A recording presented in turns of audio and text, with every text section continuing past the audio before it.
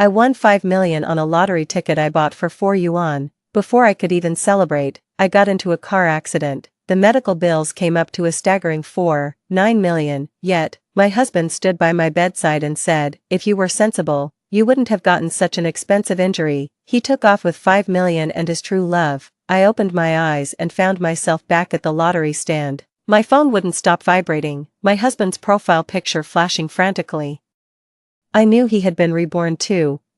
Just as I realized my 4 yuan lottery ticket had hit the 5 million jackpot, a massive Cullinan slammed into my car. My body was tossed and crushed inside the mangled vehicle, like a rag doll. Even through the excruciating pain, I remember thinking, is this lottery win enough to cover my medical bills? Then I was rushed to the hospital. I was severely injured and remained in the ICU. I heard the doctor say, multiple fractures, organ damage, brain injury. We can only continue to observe, there's little hope of recovery. I wanted to tell them I could still be saved, but I couldn't speak. Yanli's voice, trembling slightly, rang out, Nian, I'm sorry, I can't save you. The doctor said the treatment would cost 9 million. 9 million, huh, there's nothing I can do. If you were sensible, you wouldn't get such an expensive injury. I quietly listened as his voice shifted from heartbroken sobs to helpless rage. He's always like this. Quick to blame others for his own shortcomings, but I won 5 million in the lottery. Oh, and he doesn't know I won the lottery. I want to tell him the lottery ticket is in my room, in the drawer, so he can go cash it in. No matter how hard I tried, I couldn't make a sound. This is so frustrating. As I was silently battling with myself, a sweet, feminine voice echoed from the room again. Are you done yet, Ayen? I pricked up my ears. That voice sounds familiar. Why are you crying? She's the one who got into this accident, driving carelessly. Even the traffic police said it was entirely her fault. Luckily, the other party's injuries were minor, so they're not pursuing it. Look at her. She's beyond saving. Even if we spend all our money, we need money for so many things. Why waste it on a lost cause? Alright, let's go, or we'll miss our flight. After a moment, I felt a hand caress my face. A man's trembling hand. Nian, I'm sorry, please don't blame me.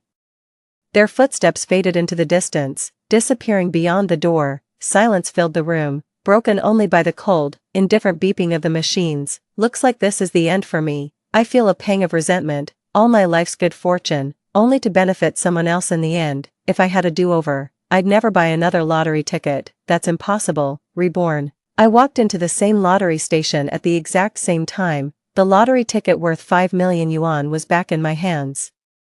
This time, everything that belongs to me, I'm taking it all back, too. I sat at the bus stop across from the lottery shop, twirling the lucky ticket between my fingers. My phone vibrated incessantly in my bag. I pulled it out, and Yanli's profile picture was flashing wildly on the screen. This was his 13th call to me. Interesting. By this point in our previous life, we had already stopped talking much. After countless arguments, cold wars, and his mother fanning the flames, our marriage finally reached a point of no return. When that car accident happened, I was on my way to the Civil Affairs Bureau to file for divorce, and at this very moment, his 13 consecutive calls to me are quite suspicious. I forced a smile and answered the call. Nian, he sounded relieved, but also a little reproachful. Why haven't you been answering your phone? I held the lottery ticket up to the light. Do I need a reason not to answer your calls? He choked for a moment. Then asked again, where are you? I casually replied, just get to the point. His tone was incredibly gentle. We haven't had a meal together in a long time. How about we have dinner at home tonight? I'll make you sweet and sour pork ribs. You really like them, don't you? Well, this is a surprise. COG, who hasn't set foot in a kitchen since we got married, is actually going to cook for me. He must be after something big. I smirked, saying nothing. Yanli was exceptionally patient today. Where are you right now? Can I come pick you up? Nanhu Road, not Sishui Bay, he quickly asked. I narrowed my eyes. What Sishui Bay? He cleared his throat twice, as if trying to cover something up. Nothing. I just saw someone who looked a lot like you at Sishui Bay. I warily looked around. What were you doing at Sishui Bay? Meeting a client. I'm heading back to the office soon. Yanli's voice returned to normal. I thought you might be nearby, so I figured I could give you a ride back. No need, I said calmly. I'll just come straight to your office. He seemed a bit surprised, then quickly said, okay, I'll wait for you then. I stood behind the Sichuan bus stop sign, watching the lottery shop. A moment later, a man walked out. It's Yanli. I laughed. Looks like he's back too. 3. Yanli must have just been reborn, otherwise he would have been waiting at the lottery station, ready to pounce. Why didn't he buy it himself? Did he forget the numbers? I scoffed under my breath. I must have been truly unlucky in my past life to have fallen for a scumbag like you, but this time, oh, I'm going to make sure you know my money isn't that easy to get your hands on, and my heart isn't that easy to fool either. Let me think. Where should I hide the lottery ticket? An hour later, I arrived at Yanli's company. The receptionist told me that Mr. G was in a meeting and led me to his office to wait, pushing the door open. I saw a woman sitting at the desk, painting her nails. She looked up at me. That face, I remember now. Jiang Yan, the high school sweetheart and campus beauty who was Yanli's first love. She had a beautiful face and a slender figure. Her violin performance at the opening ceremony captivated everyone, leaving a lasting impression. Countless high school boys fell head over heels for her. Yanli was naturally among them. Unfortunately, Jiang Yan, who appeared aloof, was actually quite materialistic and looked down on these losers. She merely strung them along as simps with her soft whispers, feigned hesitation, and flirtatious glances. After graduating high school, she effortlessly snagged the wealthy campus heartthrob and went to study abroad. I heard she married into a wealthy family as soon as she came of age. Why is she back in the country now, and in Yanli's office of all places? The receptionist looked a bit awkward. Oh, Assistant Jiang. You're here. Jiang Yan's slender, willow-like brows furrowed. This is Mr. G's office. Who told you to let unauthorized people in? The receptionist blushed, having been scolded. This is Mrs. G. The moment Jiang Yan spoke, my ears started ringing. Are you done yet, hubby? Look at her. She's beyond saving. Even if you spend all your money, we're perfectly capable, and money is needed everywhere. Why waste it on a good-for-nothing? The corners of my lips curled upward. So, it's you thieving homewrecker. 4. Jiang Yan leaned back casually. Oh, Mrs. G, my apologies. Mr. G has never mentioned you. I'm here with Mr. G every day, and I've never seen a single photo of his family in the office. My apologies for not recognizing you.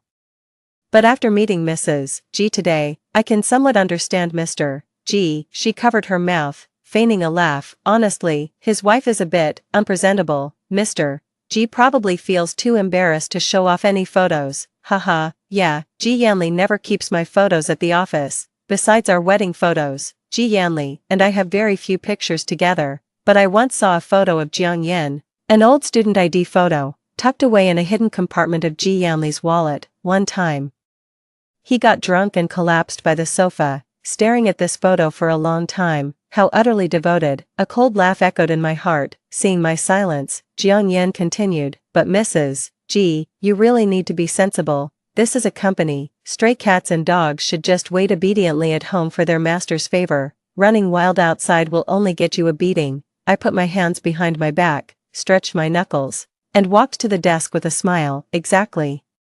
When stray cats and dogs cause trouble, they deserve a beating. With a sharp smack, I slapped her left cheek, and before she could even register it, I landed another blow on her right. Ah, you bitch, you, she shrieked, trying to get up, but I was quicker. I grabbed her hair and slammed her head down onto the table, holding it there firmly. You thieving bastard, how dare you steal my money? 5. The receptionist's mouth dropped open into an O shape. Mrs. G.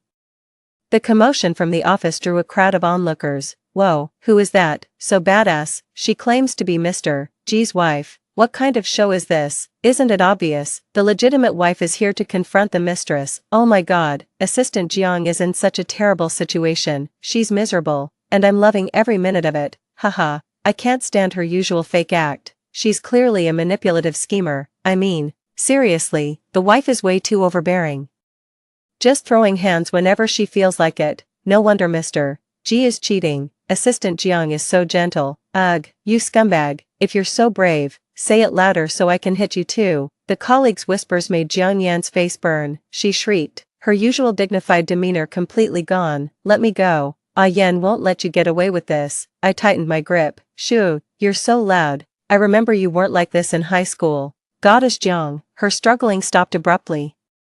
I smirked. First, I'm not just your boss's wife, I hold shares and equity in this company. Strictly speaking, I'm also your boss. Second, as an assistant, you're not doing your job during work hours, but hiding in the office doing your nails. This is a serious violation of the employee handbook. The third one, I grabbed her hair, forcing her head back, and she let out a cry of pain. Didn't anyone tell you that if you're going to be a mistress, you should expect to get hit?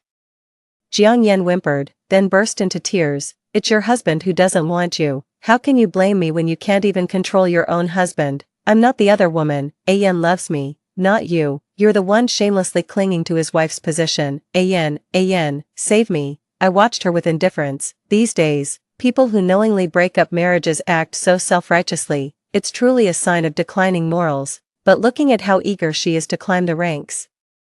She probably isn't someone who's been reborn, right? Otherwise, she'd at least wait until she had 5 million in hand before pushing me out. Jiang Yan struggled fiercely, and a jade pendant on a red string fell from her chest. My breath caught, and I snatched the jade pendant. The jade is a deep, lustrous black, with a subtle, understated sheen. Carved into the jade are a majestic tiger, a soft and endearing lamb, and an elegant, mysterious snake. It's a jade pendant my father left for me. My dad saw it at a temple when our family went to offer incense there when I was a child. The jade piece had our family's zodiac signs carved right into it. Dad felt this jade had a special connection to us, so he brought it home and wore it constantly, believing it would keep our family safe. Sadly, both my parents passed away during my high school years, and the jade was left to me. Later, after I married Yanli, he had a minor accident during one of his business trips, so I gave him the jade. When I married him, I was an orphan with nothing to offer, but he gave me a home. I just want him to be safe and sound. But now, that jade was adorning another woman. My chest tightened with a bitter ache, and my eyes grew cold. Just then, hurried footsteps approached from a distance. What in the world is going on? 6. I turned around. Yanli walked into the office, his brows furrowed. He glanced at Jiang Yan, then his gaze, filled with displeasure, landed on me. Jiang Yan instantly transformed, becoming fragile and delicate, a stark contrast to the raging madwoman she'd been moments before. Ah Yan, Jiang Yan sobbed pitifully. Ah Yan, she said she's your wife. She just came in and hit me, and called me a homewrecker. Ah Yan, you said I wasn't a homewrecker. I'm in so much pain. Tell her to let go of me. Yanli's face darkened. Shen Nianji, let go of her, hitting people indiscriminately, without any reason. Look at yourself now. What kind of behavior is that? I stared intently at him. What kind of behavior? The behavior of a legal wife beating up her husband's mistress. Of course, Yanli choked, his tone softening. Don't misunderstand. She's just my assistant. I held up the jade pendant. Oh, so Miss Jiang is a thief. Then, I highly doubt a boss would give his wife's belongings to an assistant, would he? Yanli was startled when he saw the jade pendant, and his eyes dropped. A little guilty, Jiang Yan looked at Yanli mournfully, her watery eyes evoking pity. Ayan, tell her, that was a gift from you. You said this jade had been worn for many years and had a spiritual aura that could bring safety. You said your wife wouldn't get angry, that as an orphan, she wouldn't dare to divorce you. Shut up, Yanli yelled at Jiang Yan. He walked over to me, his face grim, and grabbed my arm. Let go first, let's not make a scene, he whispered. I'll explain everything to you when we get back. I stared at him coldly.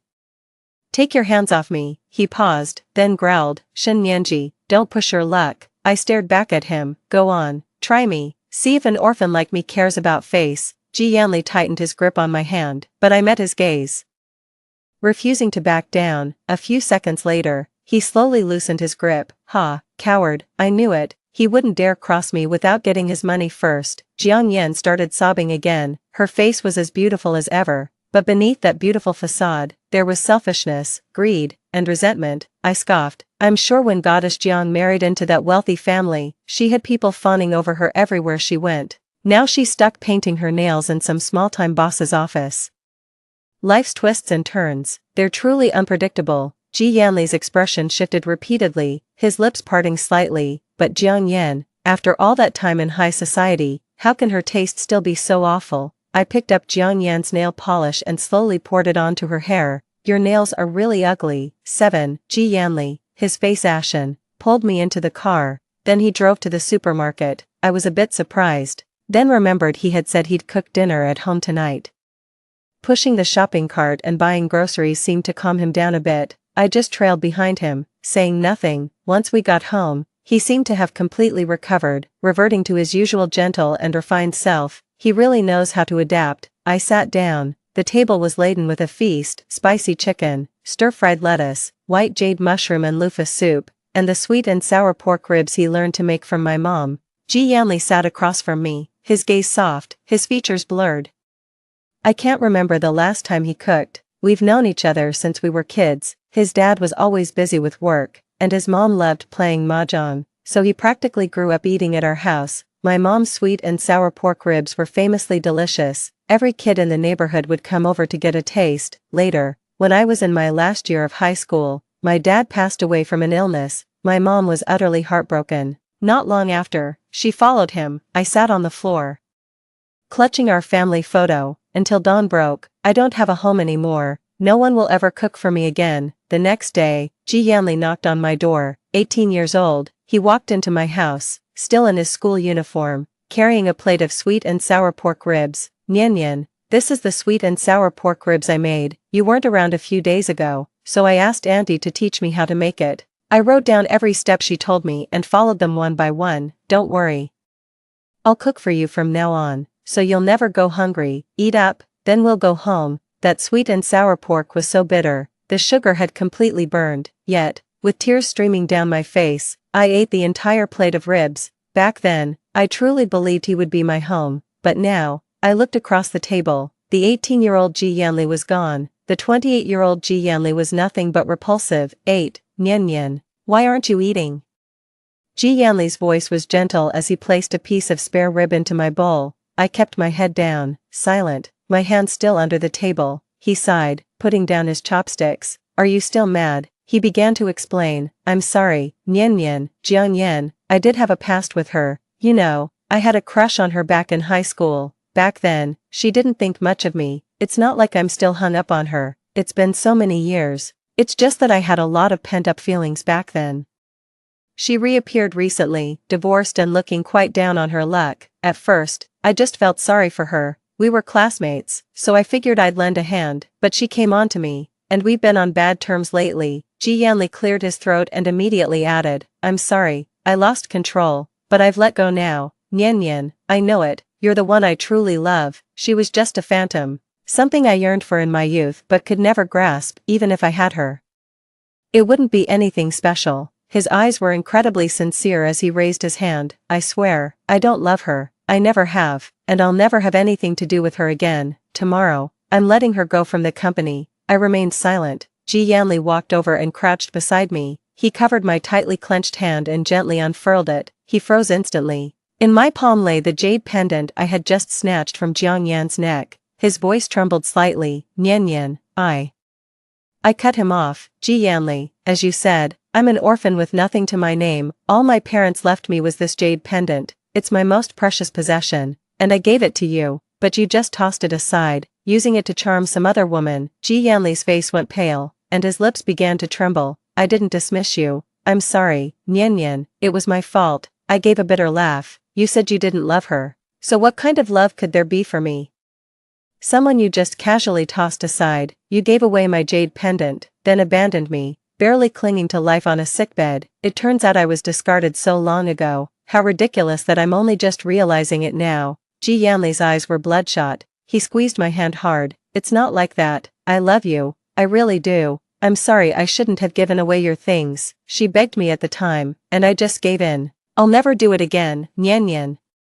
I won't look at anyone else from now on. I'll stay with you, and I'll protect our home. He tried to hug me, but I pulled away, staring into his bloodshot eyes. I said firmly, Yanli, you are no longer my family. Find a time to finalize the divorce, as soon as possible. And by the way, your sweet and sour pork was absolutely terrible. I stood up and went back to my room. Yanli was on his knees by the dining table, his face ashen. 9. I spent some time in my study reviewing work blueprints before heading to bed that night. Yanli slept in the guest room next door. In the middle of the night, he crept into my room, fumbling around stealthily. I closed my eyes and pretended not to notice. I knew what he was looking for, that $5 million lottery ticket. He gently pinched my thumb to unlock my phone. He took it outside for a bit, looked through it, then put it back and quietly left. I opened my phone and switched out of the background app. Just as I thought, he went through my bills. He confirmed I bought a lottery ticket today, but he couldn't find it. Of course he couldn't find it. I hid the lottery ticket inside the computer tower when I was in the study. I'm too pressed for time today, so I'll just bring it back for now. Leaving it at home isn't safe. He'll definitely ransack the place when I'm not around. I need to find a secure spot. I turned off my phone and lay back down. Oh, don't play the prodigal son returning home with me. It's all about the money, isn't it? His company has developed steadily and made a good profit since he started his business 2 years ago. Why is he short on cash? Is maintaining a high society mistress too expensive? Anyway, I need to get this divorce done quickly. The next day was Sunday, and I had planned to sleep in. Yanli said he wanted to take me to the cemetery to pay respects to my father. He looked completely natural, as if nothing had happened the day before. His mother hadn't been sleeping well for the past few days, constantly dreaming of his father. His parents didn't have a good relationship when they were alive, so his mother couldn't be bothered to make the trip herself. Instead, she urged us to go burn some joss paper for his grandfather to appease him. I was going to refuse, but then I thought about it and agreed. My parents are buried in the same cemetery, so it's a good chance to visit them too. At his father's grave, he arranged fruits, flowers, and the liquor his father used to enjoy. I lit a small bonfire and fed stacks of joss paper into it. Yanli looked at me, a hint of nostalgia in his eyes. My dad always really liked you, whenever you came over.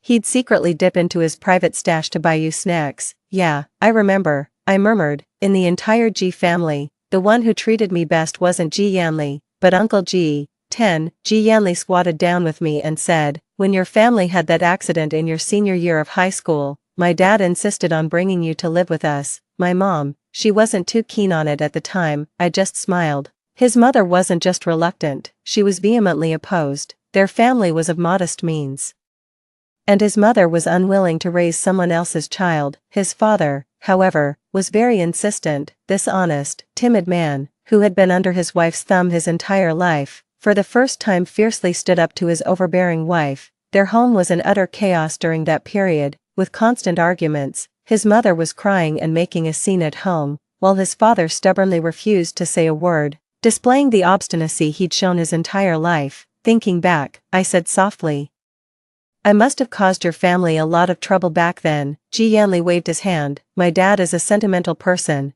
After being neighbors for over a decade, he wouldn't just abandon you. Besides, he'd always wanted a daughter, but it never happened for him in his lifetime. He treated you like his own daughter. Uncle G's kind smile on the tombstone brought tears to my eyes. I know, I whispered, if it weren't for your dad, I wouldn't have been able to go to college.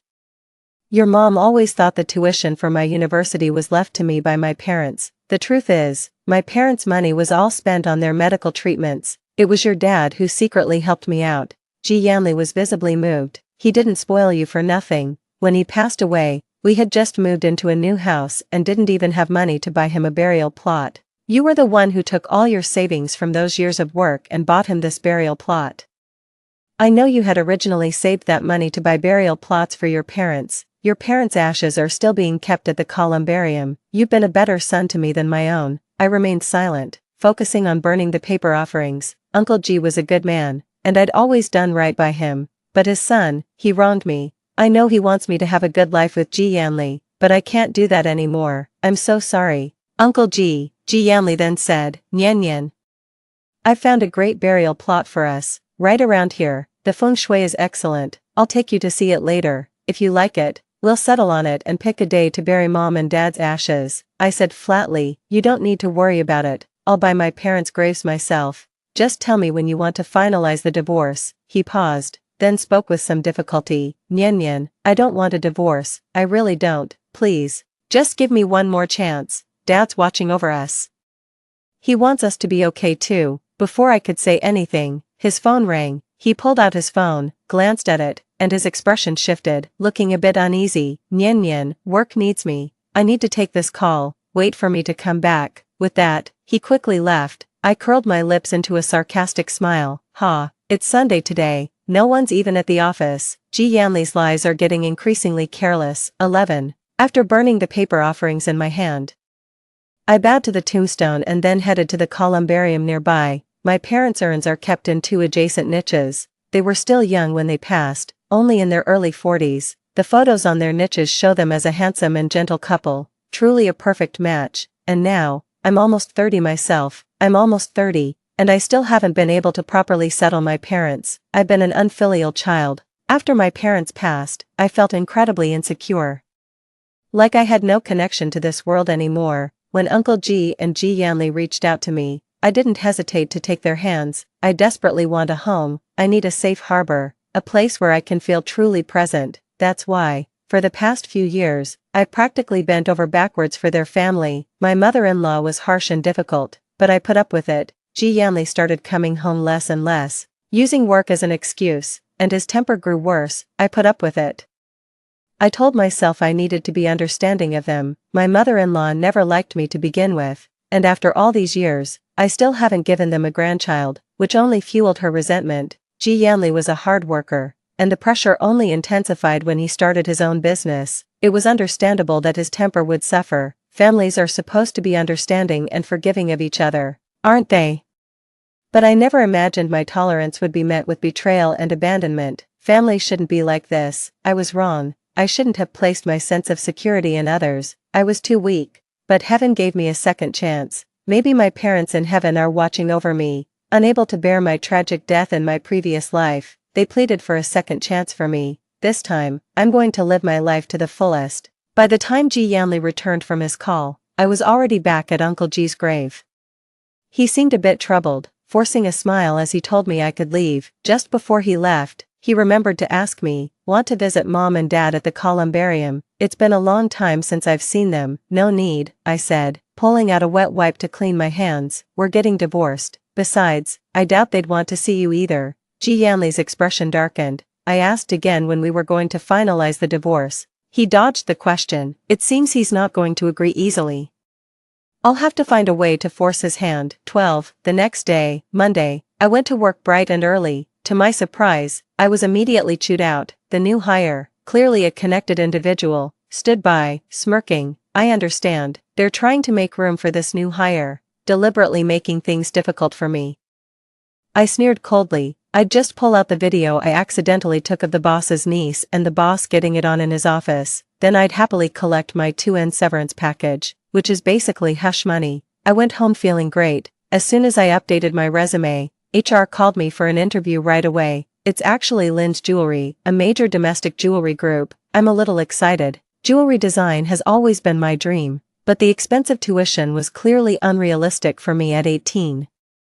But I didn't give up. I kept studying throughout college, auditing jewelry design courses for 4 years. After graduation, I couldn't find a job directly related to my major, so I ended up joining small companies to design accessories. But I kept designing jewelry in my spare time, building up a strong portfolio and creating many samples. It seems my hard work has paid off. After chatting with the HR, they mentioned the boss was very impressed with my portfolio and wanted to schedule an interview as soon as possible. I'm thrilled. My interview for tomorrow is confirmed. Just as I was about to organize my portfolio ideas and sample kit, Ji Yanli's mother called me. I answered, frowning. Her shrill voice pierced my ears. "Why did it take you so long to answer? Why haven't you sent this month's living expenses yet?" "Oh, so she's here for money."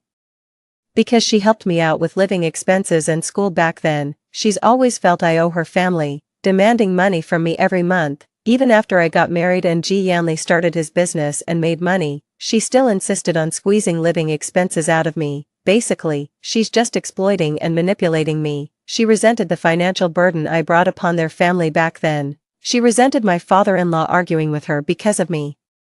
She resented her son wanting to marry me, and most of all, she resented me for not giving them a grandchild. In my past life, I treated her like family. No matter how difficult or arrogant she was, I always tolerated it. Now, I scoff. It was her husband who showed me kindness, and her son who wronged me. Who does she think she is? I just flat out told them, "I'm broke. I got fired." "What?" Her shrill shriek could have shattered glass. "Fired? You good for nothing. You can't do anything right.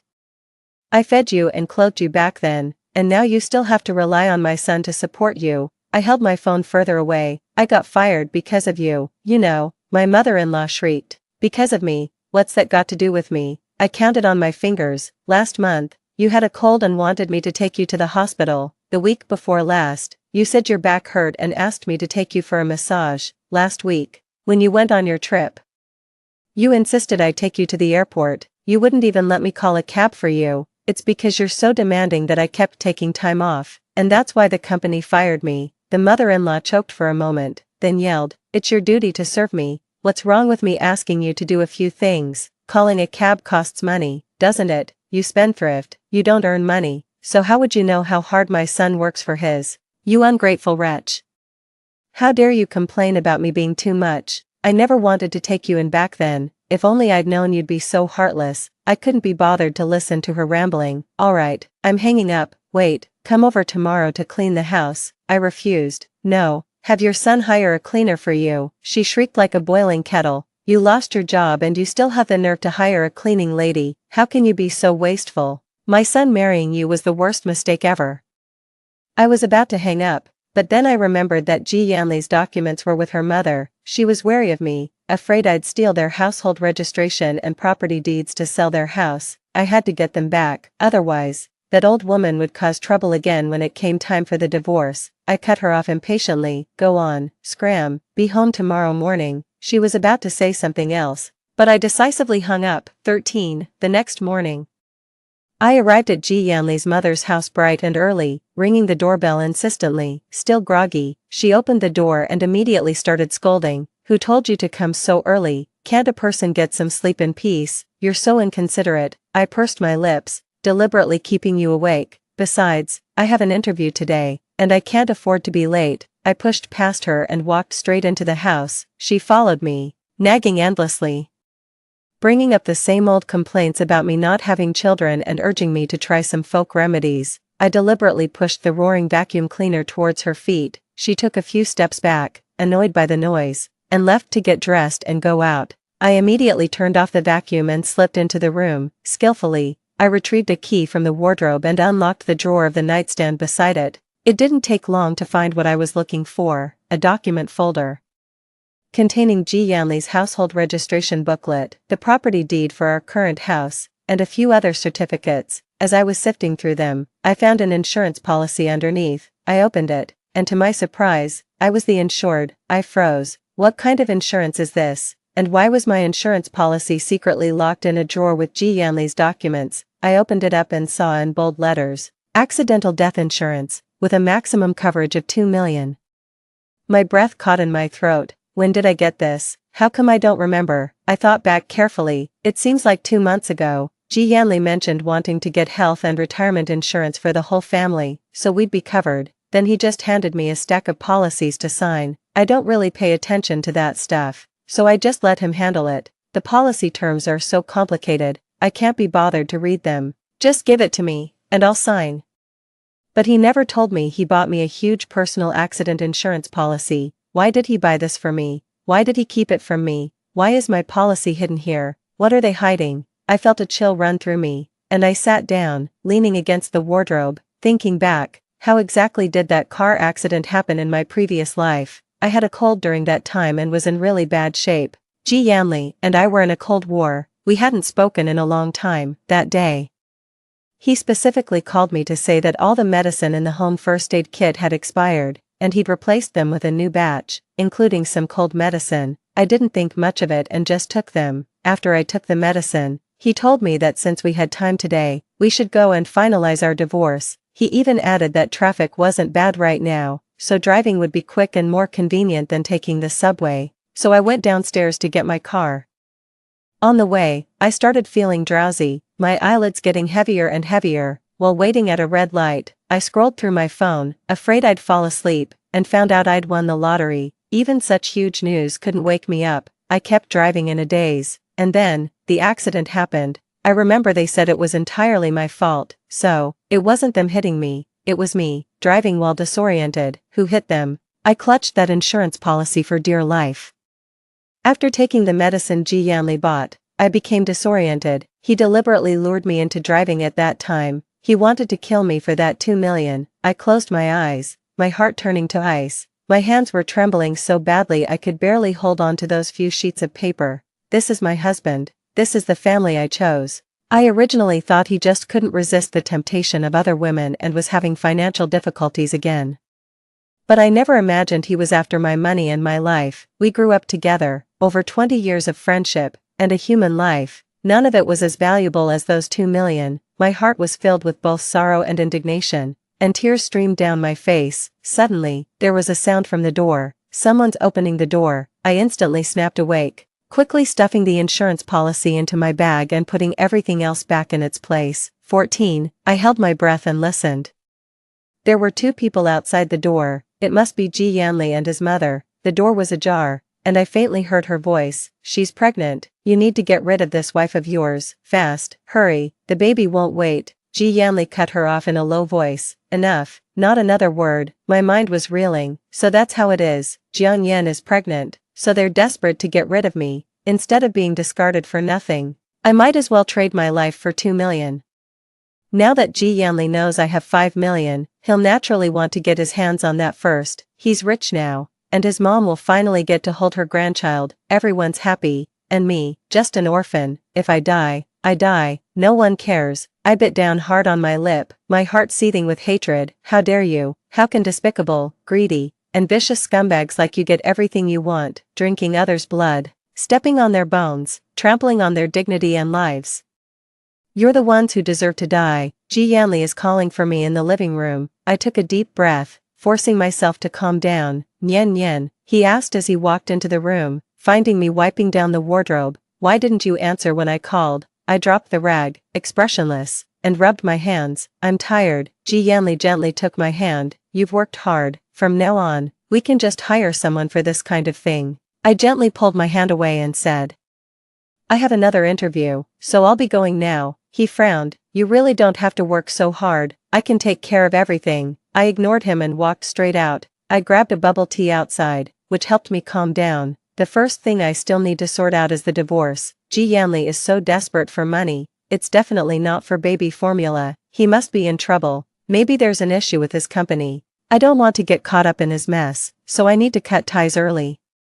But now he's playing dead and refusing to divorce. I pursed my lips. All I have left to provoke him with is that lottery ticket. I'm going to talk to him tonight when I get back. But for now, I need to really focus on preparing for this interview. Most of my salary for the past few years has gone to my ex-wife, leaving me with almost nothing. Even though I just received the 2N severance package, it's barely a drop in the bucket. Being laid off and divorced, my financial future is now a major concern.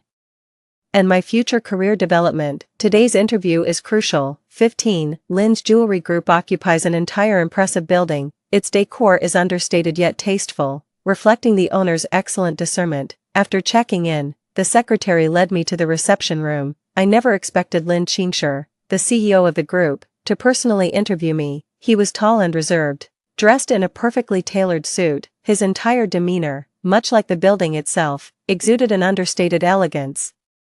The more I looked at him, the more familiar he seemed, as if I'd met him somewhere before, but I just couldn't for the life of me recall where. He sat down and began to ask questions. Surprisingly, our mindsets really clicked. The interview went incredibly smoothly. After our chat, he said he'd have HR discuss compensation with me. I thought that was it, and was about to stand up and say goodbye. Then he added, Hold on. I have something personal I'd like to discuss with you. Personal matters. I obediently stayed put, unable to fathom what personal business a big boss like him could possibly have with me. Lin Qingshi's expression, however, was a bit unnatural, as if he didn't know how to begin. He took a sip of water and said, Miss Shen, actually, this isn't the first time I've seen you. I've known you for a long time. 16. My mind went blank.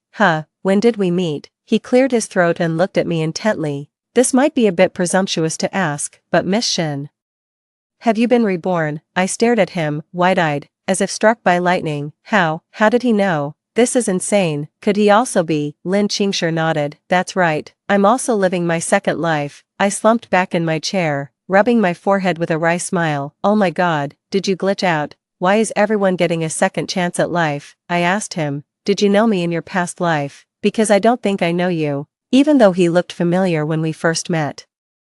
I'm sure I don't know him. Lin Qingshi rubbed his nose. That's right. In my last life, you hit my car. I shot up into a sitting position, staring straight at him. Are you saying you're my victim? Lin Qingshi chuckled softly. That's right, Miss Perpetrator, long time no see. I was speechless with shock. Only one thought raced through my mind. I'm screwed. I just hit my boss. Lin Qingshi seemed to know what I was thinking and let out a little laugh. Don't worry, Miss Shin.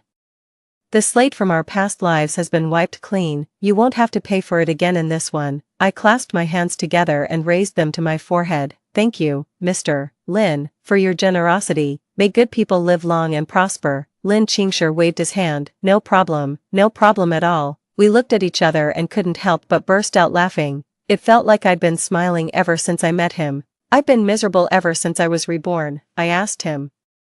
How badly were you hurt that time? He nodded. I'm fine, but you're not doing so well. I gave a wry smile. Not doing so well was an understatement. I was practically at death's door. I asked. You must have visited me, right? Is that how you recognized me? He looked at me silently for a few seconds.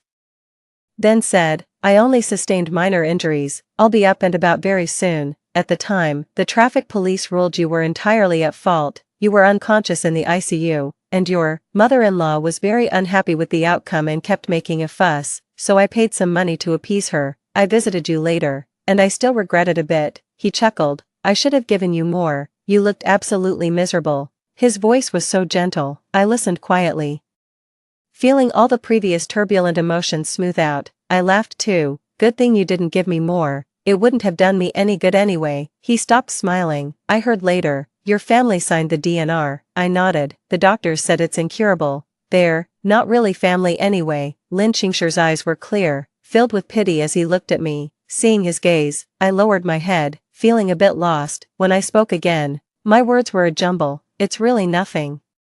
My parents passed away a long time ago. I'm an orphan, and no one would care if I died. If no one cares, then no one cares, I guess. Anyway, it's not that no one cares. He suddenly interrupted me. I looked at him, puzzled. He said, the moment I found out your family had given up on your treatment, I immediately came to see you. Everyone else is gone, but you're still here. You're still alive, still breathing. The 4 drip is still flowing into you.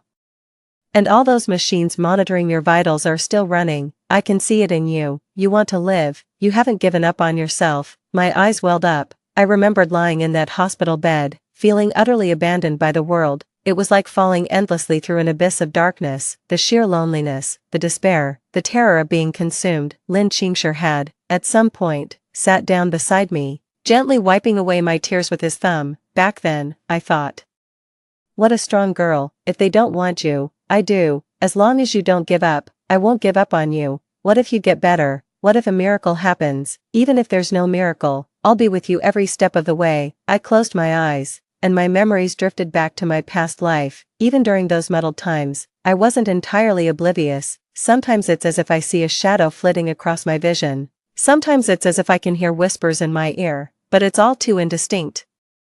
So indistinct that I thought it was a dream, a hallucination, or perhaps my subconscious having a final flicker of activity. So, it was you all along. 17. I opened my eyes and looked at Lin Qingshi, a different kind of emotion already stirring within my gaze. His eyes were as gentle as water, and his voice was so low, as if he was afraid of startling me. Later, you probably stayed in the hospital for about a month. I was with you for that whole month. In the meantime, I'd like to help you find your family. If you recover, you can get in touch with them. I had someone investigate your family, and that included you. That's when I discovered you also design jewelry. I've looked through your portfolio many times. I really love it. I remember thinking, if you got better, I'd do whatever it took to poach you for my company, to be my chief designer. I burst out laughing. You're kidding. I'm not even a professional jewelry designer. How could I possibly be chief designer at a huge corporation like yours? Lin Qingshi looked at me, a smile in his eyes. I'm not kidding. I believe you'll become an excellent jewelry designer in the future. My heart swelled with emotion, gratitude, appreciation, and a host of other indescribable feelings that left me overwhelmed. I took his hand and said, thank you, Lin Qingshi. He squeezed my hand back, his palm broad and strong. Remember, he said, you have me for everything. I lowered my head, thought for a moment, and then gave him a brief summary of my current situation. I just omitted the part about the accidental death insurance policy. I didn't want to worry him too much. He just said I could come to him for anything I needed, and he'd support me. I felt a surge of power, fearless of anything. 18. After saying goodbye to Lin Qingshi, I went home. The moment I stepped inside, I heard a familiar woman's voice from the entryway, walking into the living room.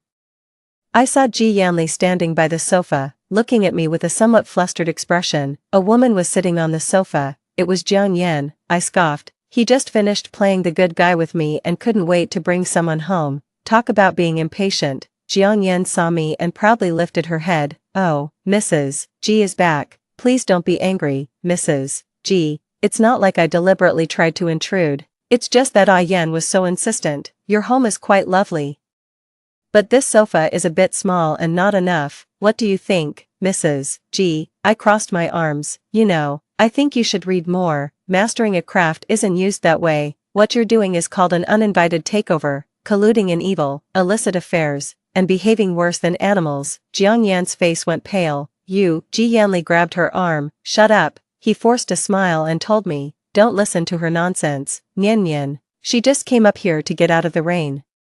It was pouring outside just now, I said expressionlessly. Oh, of course, pregnant women shouldn't get wet. After all, Yanli's face went pale, and he took a step back. Don't talk nonsense, she's not. Jiang Yan shot to her feet and declared haughtily, good, so you know, what right do you, a barren woman, have to speak here? If you know what's good for you, just divorce him quietly. I chuckled softly. Jiang Yan, sometimes I really do admire you. How did you manage to get your skin so thick? I continued walking forward as I spoke. And what made you think I wouldn't hit a pregnant woman? Jiang Yan's face changed, and she pointed at me, saying, you wouldn't dare touch me. She gritted her teeth, but involuntarily stepped back. Tell me, who gave you the guts to bark at me like that? I raised an eyebrow. Was it the man next to you, Jiang Yan? Her face pale, clutched Yanli's arm. Yan, look at her.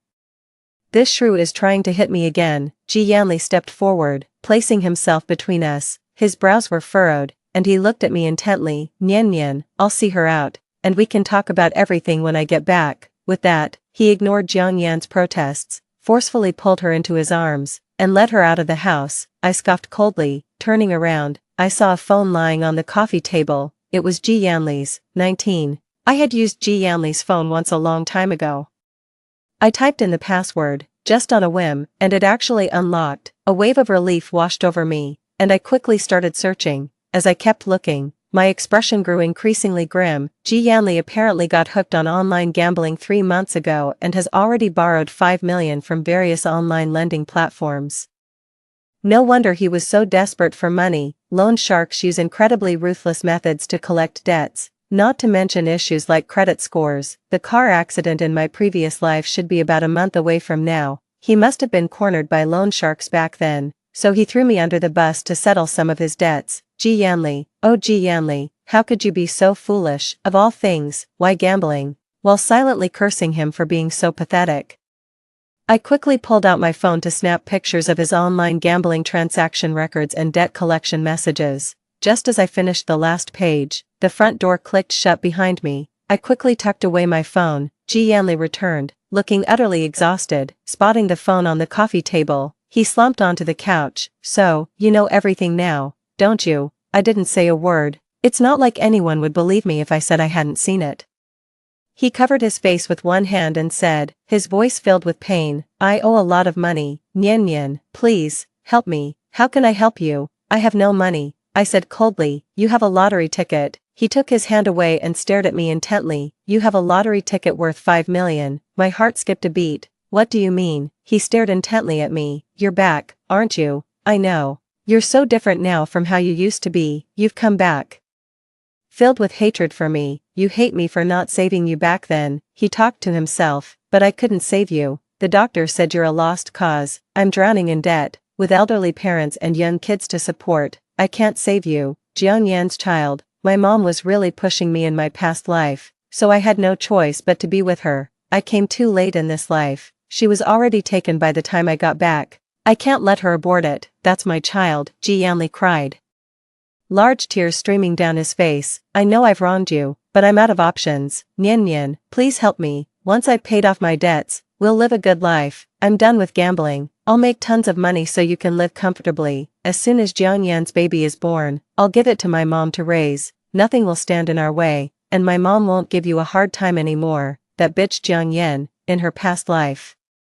She conned me out of all my money and ran off with someone else. There's no way I could ever love her. Nian, Yanli knelt before me, tears streaming down his face. I only love you. 20. I watched Yanli coldly as he cried like a child, as if he were the most wronged person in the world. How ridiculous. I spoke. You can have the lottery ticket, but I want a divorce first. Once the divorce certificate is in hand, the lottery winnings are all yours. Yanli paused. His bloodshot eyes fixed on me. Why do we have to divorce? I refuse to live with the person who tried to kill me, I said, enunciating each word clearly. The insurance policy, the cold medicine, you can't possibly claim you don't know what you did. He flinched, looking at me with an almost palpable fear. It was as if he'd forgotten, only to suddenly remember after I reminded him, and then be horrified by his own actions. I watched his lips tremble, his body shake. As he slowly slumped to the ground, after a long moment, he rasped, "The lottery ticket. Are you really going to give it to me?" I said coldly, "You don't have to believe me, if you have a choice." He didn't say another word. I added, / we're going to the Bureau of Civil Affairs first thing tomorrow morning, / leaving him alone in the living room. I went back to my room. I woke up feeling refreshed and invigorated. The thought of getting divorced today filled me with relief. As I left the room, I saw Yanli still on the sofa, but he clearly made an effort. He wasn't the wreck he was yesterday. Neither of us spoke. We quietly went downstairs, got in the car, drove to the Civil Affairs Bureau, and processed the paperwork. The staff informed us that we'd receive our divorce certificate after the 30-day cooling-off period. After finishing the paperwork, I stood outside the Civil Affairs Bureau. Yanli spoke his first words of the day, his voice hoarse. "Nian, are you really leaving me?" "Yes, I'm leaving you. All those years we grew up together, the flutter of young love, the comfort of shared grief after losing a parent, I'm letting go of it all. I'm moving out tonight," I said, my voice flat. 21. After packing a few essentials, I checked into a hotel. The divorce proceedings are on hold for now. All that's left is to wait. I need to get my life in order quickly during this time. I soon received an offer from the Lin Group and started my new job. The new team really suits me. We work together seamlessly, and I'm growing incredibly fast, feeling fulfilled every single day. When Lin Qingshi found out I was staying in a hotel, he proactively offered me a place to live. The apartment is in a youth complex near my company, which makes commuting super convenient. I moved in without much hesitation. Even though we had just met, it felt like we'd known each other forever. I felt my heart completely open to him, a total and absolute trust. It was only after I moved in that I realized Lin Qingshi lived right across the hall from me. I always thought big bosses like him would live in fancy villas in the suburbs. He said he'd always lived in an apartment for convenience, to be closer to work. Yeah, well, I might have actually believed him if I hadn't taken time off work to go home and grab a USB drive, only to see movers hauling tons of stuff into the apartment directly opposite mine. Oh, how foolish. On the first weekend of the break, I asked Lin Qingshi to come with me to cancel that accident insurance policy. The moment he saw the accidental death policy, he understood instantly. He immediately grabbed my hand, holding it very, very tightly. The person, usually so gentle, exuded a sharp, almost fierce aura in an instant. His clear, gentle eyes locked onto mine, filled with heartache and lingering fear. I initiated the hug. He held me even tighter. "Nian, I like you," he smiled. "You already knew that, didn't you?" I chuckled to myself. How could I not know? Those clear eyes couldn't hide a thing. "Just wait a little longer," I told him. "Once I've completely broken free from my past, we can truly be together. Then tell me first, do you like me?" He stubbornly insisted on an answer. How could I not? Lin Qingshi, who waited for a miracle for me. Lin Qingshi, who accompanied me to the very end. Lin Qingshi, who always saw eye to eye with me. Lin Qingshi, who believed I'd become a top jewelry designer. Lin Qingshi, who fell for me even before I knew him. You're my absolute favorite person in the whole wide world. 22. Days turned into weeks, and my turbulent life finally found its rhythm, becoming peaceful and fulfilling. If I hadn't run into Yanli's mom and Jiangyan at the supermarket with Lin Qingshi today, I would have almost forgotten these two troublesome people were still a part of my life. My ex-mother-in-law forcefully dragged Jiangyan, who was visibly pregnant,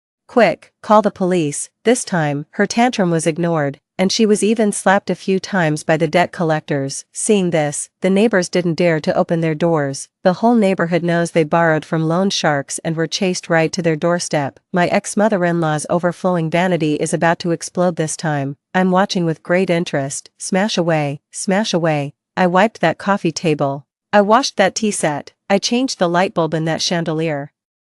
Don't you just love bossing me around, humiliating me, and making things difficult for me? Today, I'm going to smash everything to pieces. I'll shatter your dignity, your arrogance, your malice. I'll smash all your hypocritical masks. I want to see you bruised and battered, snot and tears streaming, wailing like a ghost, 100 times worse than what I went through. I'm so happy. Every villain meets their match. I was even happier. All the pain inflicted on you today, the blows, the humiliation, it all stems from your son, the one you were so proud of. I won't lay a hand on you, but everything you hold dear, I'm going to destroy it right before your eyes. What else? Oh, and your most cherished possession, your grandson. I smirked. Will you even have grandchildren? Will that woman still bear your grandson? Just as I feared, when loan sharks came knocking, Jiang Yan learned Yanli owed millions. She was devastated and quickly decided, this child absolutely cannot be born. As soon as the debt collectors left, she tried to slip away, but Yanli's mother grabbed her arm. "Ah, you old hag, let go of me, that hurts like hell. Where do you think you're going? Get back here and clean the house." "This isn't my home, clean your own damn pigsty." "What did you just say, you little bitch? You're out of your mind. My son's in trouble and you think you can just run off? Huh, if it weren't for my grandchild in your belly, I would have dealt with you already. Ugh, a broke loser like him. He thinks he's worthy of me having his baby. I'm going to get rid of it today. You want a grandchild? Go dig through the hospital trash cans." "What did you say? You're going to abort my grandchild?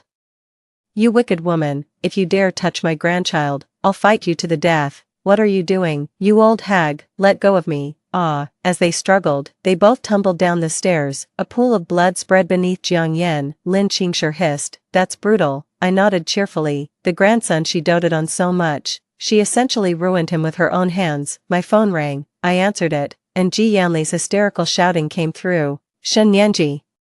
The lottery ticket you gave me is fake." 25. I frowned, moving the phone away from my ear. "What are you talking about? What fake lottery ticket?" Yanli was furious. "Don't play dumb, you gave me a fake lottery ticket to cash in, and now the police have arrested me for lottery fraud. Get down to the police station and explain yourself." I looked innocent. "I have no idea what you're talking about. I did buy a lottery ticket, but it's right here with me." "I don't know anything about the ticket you're referring to. I didn't give you anything, so don't you dare accuse me." "Shen Yanji, you goddamn." Before he could finish, the public security officers took him away, stating he was being administratively detained for suspected forgery of valuable securities and involvement in online gambling. "Oh," I said indifferently, "I've already divorced him. You should notify his mother." I gave them my ex-mother-in-law's number and hung up. A moment later, I saw the old woman who had been beating Jiang Yan answer a call, then abandon Jiang Yan, who was wailing on the ground, and run off. She didn't even bother to call an ambulance for Jiang Yan, who was still lying there. I scoffed. Like mother, like daughter. Indeed, when their own interests are at stake, they couldn't care less about other people's lives. Lin Qingshi smirked. "You were right in your last self-reflection. You really were young and naive back then. With such a narrow perspective, to consider someone like that family." I pinched his cheek. "Oh, so now you're not asking who else is out there, besides you, among everyone." He let me twist his face into odd shapes and said, "It doesn't matter who else there is, or if I'm even one of them. I'm just glad you're able to move on, even without me. I'm happy for you." My mischievous hand paused, and my eyes welled up. "Lin Qingshi, you idiot. Who else could it be but you?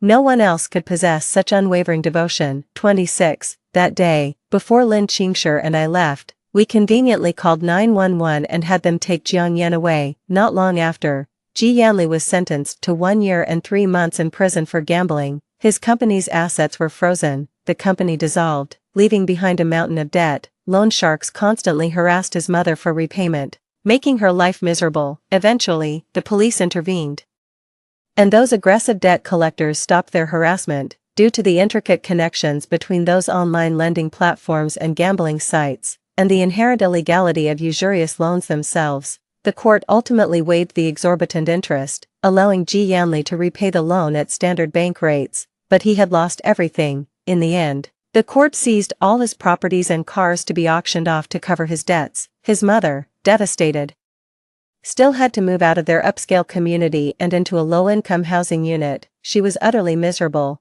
having been accustomed for years to a life of luxury, throwing her weight around, and getting her way with tantrums. Without a regular allowance, there was no one to call and clean up after her anymore. She had no choice but to take on odd jobs, struggling to make ends meet. Now her health was truly failing, but there was no one to take her to the hospital. Later, Jiang Yan somehow got her address and showed up at her door with a few burly men. Crying, she cursed the old woman, calling her evil and a murderer for pushing her down the stairs. She had miscarried and damaged her uterus, making it difficult for her to have children in the future. Jiang Yan fiercely demanded compensation, but she had nothing left to give. She was so worn down that she didn't even have the energy to put up a fight anymore. Jiang Yan unleashed a torrent of abuse, and before leaving, threatened to sue her for intentional assault. Good, then mother and son can keep each other company in prison. None of this has anything to do with me, her ex-wife, anymore. I looked up. The son was just right, good for travel, good for visiting relatives. Hey, Lin Qingshi, come with me to see my parents. 27, at the cemetery. Lin Qingshi looked at the photos in the two small niches and politely greeted them. Hello, uncle and auntie, I'm Lin Qingshi. I'm 30 years old this year, my parents are both abroad, and my family has some assets. I'm 183 centimeters tall and reasonably good-looking. My financial situation is decent, and I have a clean record when it comes to relationships. It's a pleasure to meet you all. I hope you'll like me. His expression was so earnest, I couldn't bring myself to laugh at him. I took his hand and said, Mom, Dad, I brought Lin Qingshi to see you. I've put everything from the past behind me. Lin Qingshi is wonderful, and I really like him. You don't need to worry about me anymore. I'm going to be very happy. Lin Qingshi secretly scratched my palm. Are you making us official in front of your parents? I squinted, smiling. That's right, boyfriend. Congrats on the new gig. Lin Qingshi instantly beamed, grinning from ear to ear. Thanks to Mom and Dad's blessings, I finally have a proper title. Don't worry, Mom and Dad. I'll take good care of Nian Nian and never give her a chance to leave me. I watched, speechless, as he quickly changed his tune and started spouting nonsense to my parents. Lin Qingshi, I never knew you were such a rascal. He looked shocked. Why are you calling me by my full name? How rude. I'm already on duty. Don't I deserve a special pet name? I stifled a laugh. Alright, little Lin Qingshi. After I finished laughing, I composed myself and went to find the columbarium administrator. After I showed the relevant documents, the administrator opened my mother's niche. I reached inside and pulled out a piece of paper from behind the urn. It's that lottery ticket worth 5 million. Lin Qingshi's eyes widened. You sly dog, you actually hid it here. I was a little smug. Of course, my mom always held on to my New Year's money when I was a kid. She's super trustworthy and never once pocketed my cash. Of course, if I won the lottery, I'd give the money to my mom to keep it safe. That time, when Yanli and I came to the cemetery, I snuck away to the columbarium while he was on the phone and hid the lottery ticket here. He wanted to visit my parents then, but I told him no. He'd never imagine I came here by myself and did all this. Later, I made a fake lottery ticket to force him into a divorce, lured him to cash it in so he'd get caught, and then reported him for online gambling. In his past life, he took mine. In this one, I've ruined his. What goes around comes around. 28. Lin Qingshi accompanied me to the lottery center to claim the prize. After taxes, I'm left with 4 million. Just like that, I'm a rich woman. This is the first time in 2 lifetimes I've ever felt what it's like to be wealthy. How wonderful. No wonder everyone loves money. I bought a joint burial plot for my parents and will be interring their ashes there on an auspicious date. The remaining money is neither a lot nor a little. After a lot of thought, I told Lin Qingshi I wanted to study abroad. He was very supportive, telling me to go for it and that he'd wait for me to come back. I went to Florence to study jewelry design. 3 years later, I returned. I proposed to Lin Qingshi with a diamond ring I had personally designed and polished. He smiled and said yes. Now, it's no longer about someone giving me a home. We'll build a home together. The end. Story 2. I was reborn the moment my foster brother was drugged with an aphrodisiac. This time, instead of foolishly offering my virginity, I summoned the scholarship student he'd been pining for. In my past life, I loved him madly and became his antidote. After that night of passion, I got pregnant. He married me under family pressure. On our wedding day, that impoverished student jumped into the sea and ended her life. He claimed he didn't blame me, urging me to rest during pregnancy while attending to my every need around the clock. Yet the very day I gave birth, he pushed us both from the hospital rooftop, shattering mother and child upon impact. In my final moments, I heard his maniacal laughter. If you hadn't shamelessly crawled into my bed and gotten pregnant with that bastard child, would Lian have been driven to suicide? You and that abomination both belong in hell. My soul hovered in the air, only to discover with bitter fury that the scholarship student's death had been faked. 1. Where's Lian? Has she arrived? Did you call her? I can't take this anymore. Mo Zicheng is my foster brother, now under the influence of drugs. His eyes were bloodshot, nostrils flaring with ragged breaths. He'd torn his own clothes to shreds, revealing his muscular physique, racked by the drug's torment. My foster brother resembled a beast ready to maul its prey. In my past life, I couldn't bear to see him suffer like this. I'd also secretly investigated that scholarship student Zhou Lian. Her innocence was all an act, woven from lies, fearing my foster brother would be deceived. And after pining for him for 10 years, I steeled myself and took the initiative to undress before him. No, you're not Lian, we can't, my adoptive brother protested with words, but his body betrayed his true desires. Amid his roars and my tears, I lost the most precious thing a maiden possesses. After a night of madness, I found myself with child, under pressure from our godparents. Mo Zicheng was forced to marry me. On the wedding day, Zhou Lian jumped into the sea and took her own life. They never recovered her body, only her shoes and a blood-written suicide note were found by the bridge. Without Mo Zicheng, my life is empty, there's no reason left to live. Mo Zicheng claimed it wasn't my fault, telling me not to blame myself. Zhou Lian's suicide was her own foolish choice, no one else is to blame. He cared for me tenderly, staying by my side 24/7 during my labor, yet on the very day I gave birth, he heartlessly pushed me and our child from the 39th floor. As I fell, I heard Mo Zicheng's venomous snarl through the rushing wind. If you hadn't shamelessly crawled into my bed and conceived that bastard child, would Lian have died in despair? Mirai, your death alone won't suffice. I'll send you and that abomination straight to hell together. My child and I met a gruesome end, yet in my spectral state, I discovered Zhou Lian had somehow returned. Turns out her suicide leap was staged. She just found a place to hide. Mo Zicheng showed no remorse, cradling Zhou Lian in tearful joy. He simultaneously plotted to dispose of our bodies without a trace. Thank fate I got a second chance, this lifetime. I refused to be cannon fodder for anyone's cause. My silence and inaction only fueled Mo Zicheng's lust. Suddenly gritting his teeth, he lunged at me and pinned me to the bed, tearing at my clothes while playing the hypocrite. I'm only doing this because I'm forced to. This isn't love. Don't you dare tell Lian. No condom. Remember to take the morning after pill. My foster brother's mouth was all over me. I foolishly loved him for 10 years. Being intimate with him was my secret coming-of-age fantasy at 18, but now, with him whispering sweet nothings, I feel nothing but the sickening dread of a serpent's coils. Turns out in my past life, even if I hadn't offered myself, he'd have forced me to be his antidote anyway, all because I was foolish and weak. He could just zip up and walk away without taking any responsibility. Consumed by rage, I drove my knee upward with brutal force. My foster brother howled in pain, the lustful crimson fading slightly from his bloodshot eyes. Mirai, how dare you reject me? He demanded, both shocked and furious. Zicheng, you love Zhou Lian. You mustn't betray her, not physically, not emotionally. I won't be the secret stand-in who ruins your relationship. I know it's agonizing, but hang in there, you won't die from this. Before Mo Zicheng could react, I'd already dashed out of the guest house and locked the door from outside. I called Zhou Lian.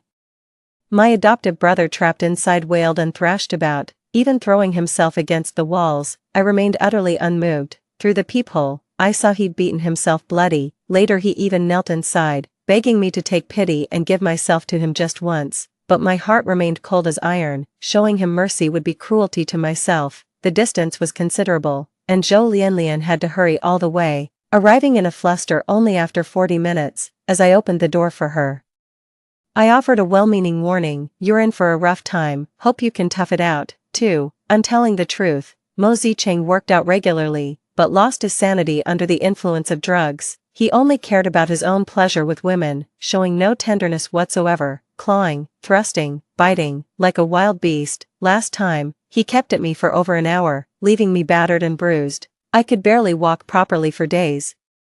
This time, he'd been holding back even longer. No wonder when he finally let loose, it was even more intense. Sure enough, even from hundreds of meters away, you could hear Zhou Lianlian's blood-curdling screams from the guest house. "Ah, that hurts. Be gentler, Mr. M.O. I'm still delicate. Ah." 2 hours later, the guest house door swung open. A drenched Mo Zicheng rushed out frantically, carrying Zhou Lianlian, who was rolling her eyes. "Call 120, Lianlian passed out."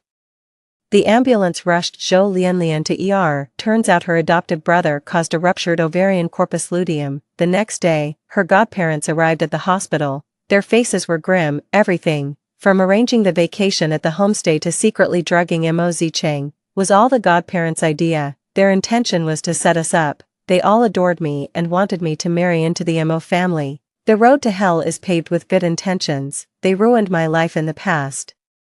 But I bear no grudge against them. My biological parents died in an accident when I was very young, and my adoptive parents have raised me all these years. This ended up working in Zhou Lianlian's favor, leaving the godparents understandably disappointed. When godmother heard I was the one who called Zhou Lianlian over, her face was a picture of exasperated disappointment. "Millet, are you out of your mind? Haven't you always had feelings for Zicheng?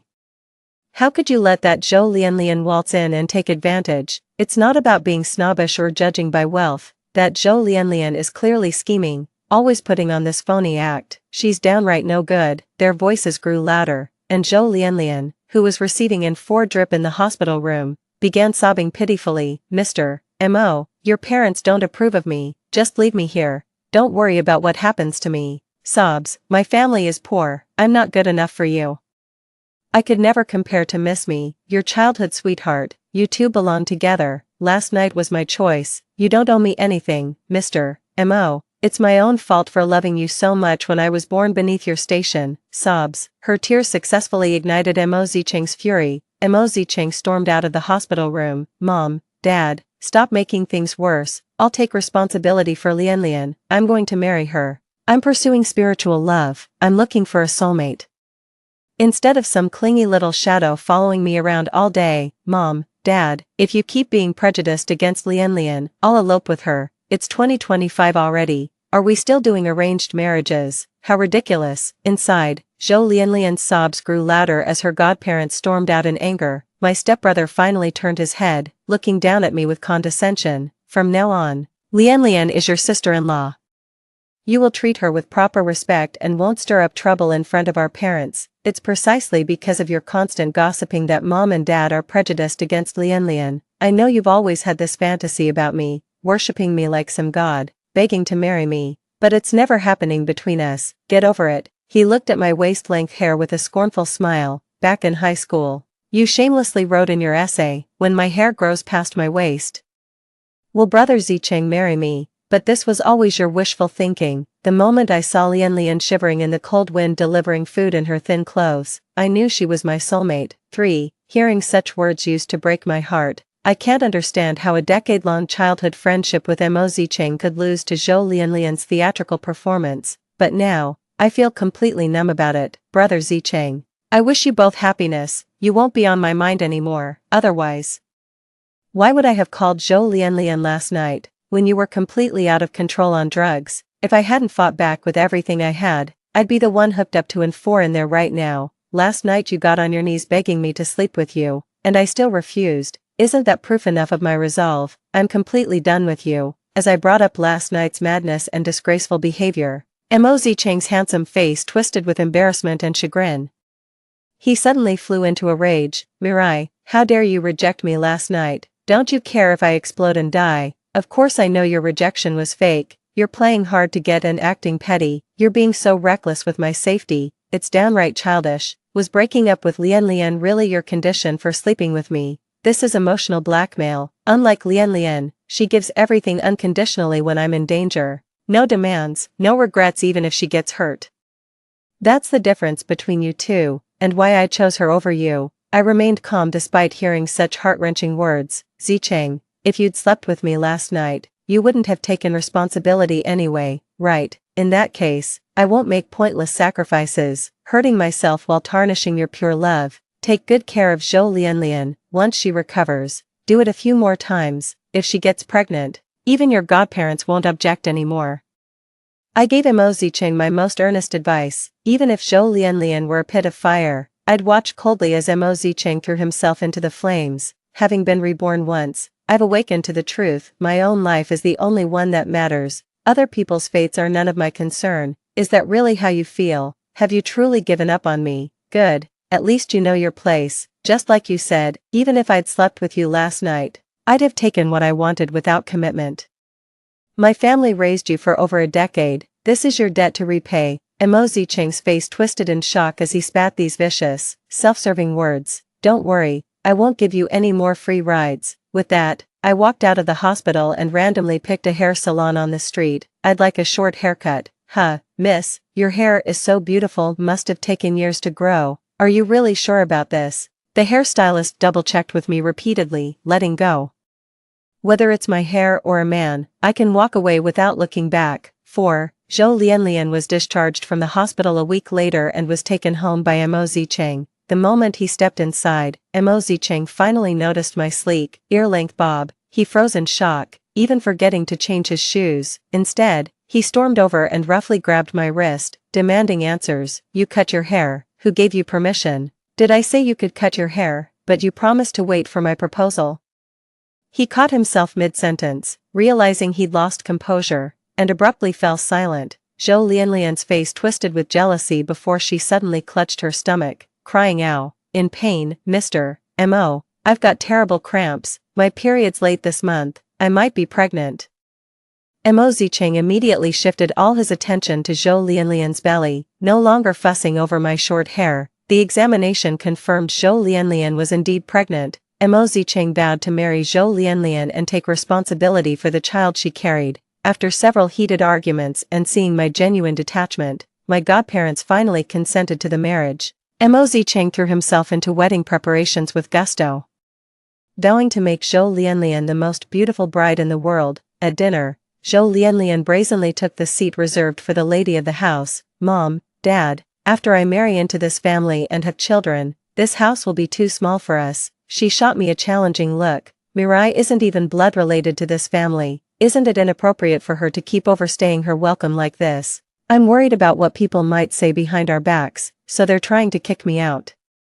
Godmother slammed her chopsticks down with a sharp clatter. If you think it's too crowded here, then move out. I raised Malay. Even if she doesn't become my daughter-in-law, she's still like a daughter to me. Who are you to judge? Zhou Lianlian immediately started playing the victim, shedding crocodile tears. Wah, I was being delusional. My child and I will always be outsiders here. She was throwing a tantrum. It made everyone at the table extremely uncomfortable. I was about to leave anyway. I'm a medical student and have applied to work as a battlefield medic overseas, saving lives on the front lines. Godfather, Godmother, Lianlian Zhou is right. I really shouldn't stay here any longer. Thank you for raising me. I'll come visit when I can. With that, I stood up and left the Mo residence. Godfather lit a cigarette while Godmother sighed. They knew my mind was made up, and staying would only make things awkward, so they didn't try to stop me. I thought Mo Zicheng would be relieved by my withdrawal. Never expected him to chase after me. His face was a portrait of impatience. Mirai, I'm done with your feigned indifference. Do you really think I'd believe you've moved on? 10 years of love has carved me into your soul. You'll never let go. So I suggest you drop this runaway stunt. It won't manipulate my parents into forcing me to marry you. Lianlian and I are getting married because she's pregnant.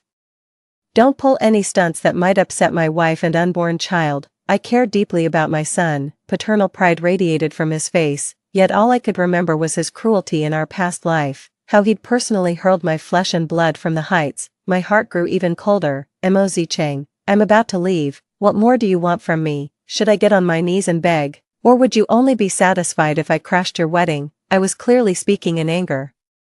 Yet Mo Zicheng took it seriously. Eloping, so that's what you really wanted all along? Absolutely not. Here's some money. Go abroad for a year and come back after the baby's born. Mo Zicheng actually transferred the money to me via mobile as he spoke. Ask me for more money if you run short. But remember, you only come back when I say so. I didn't turn down the money. He owed me this. I took it without a shred of guilt. What he didn't know was that I'd never return, on Mo Zicheng's wedding day.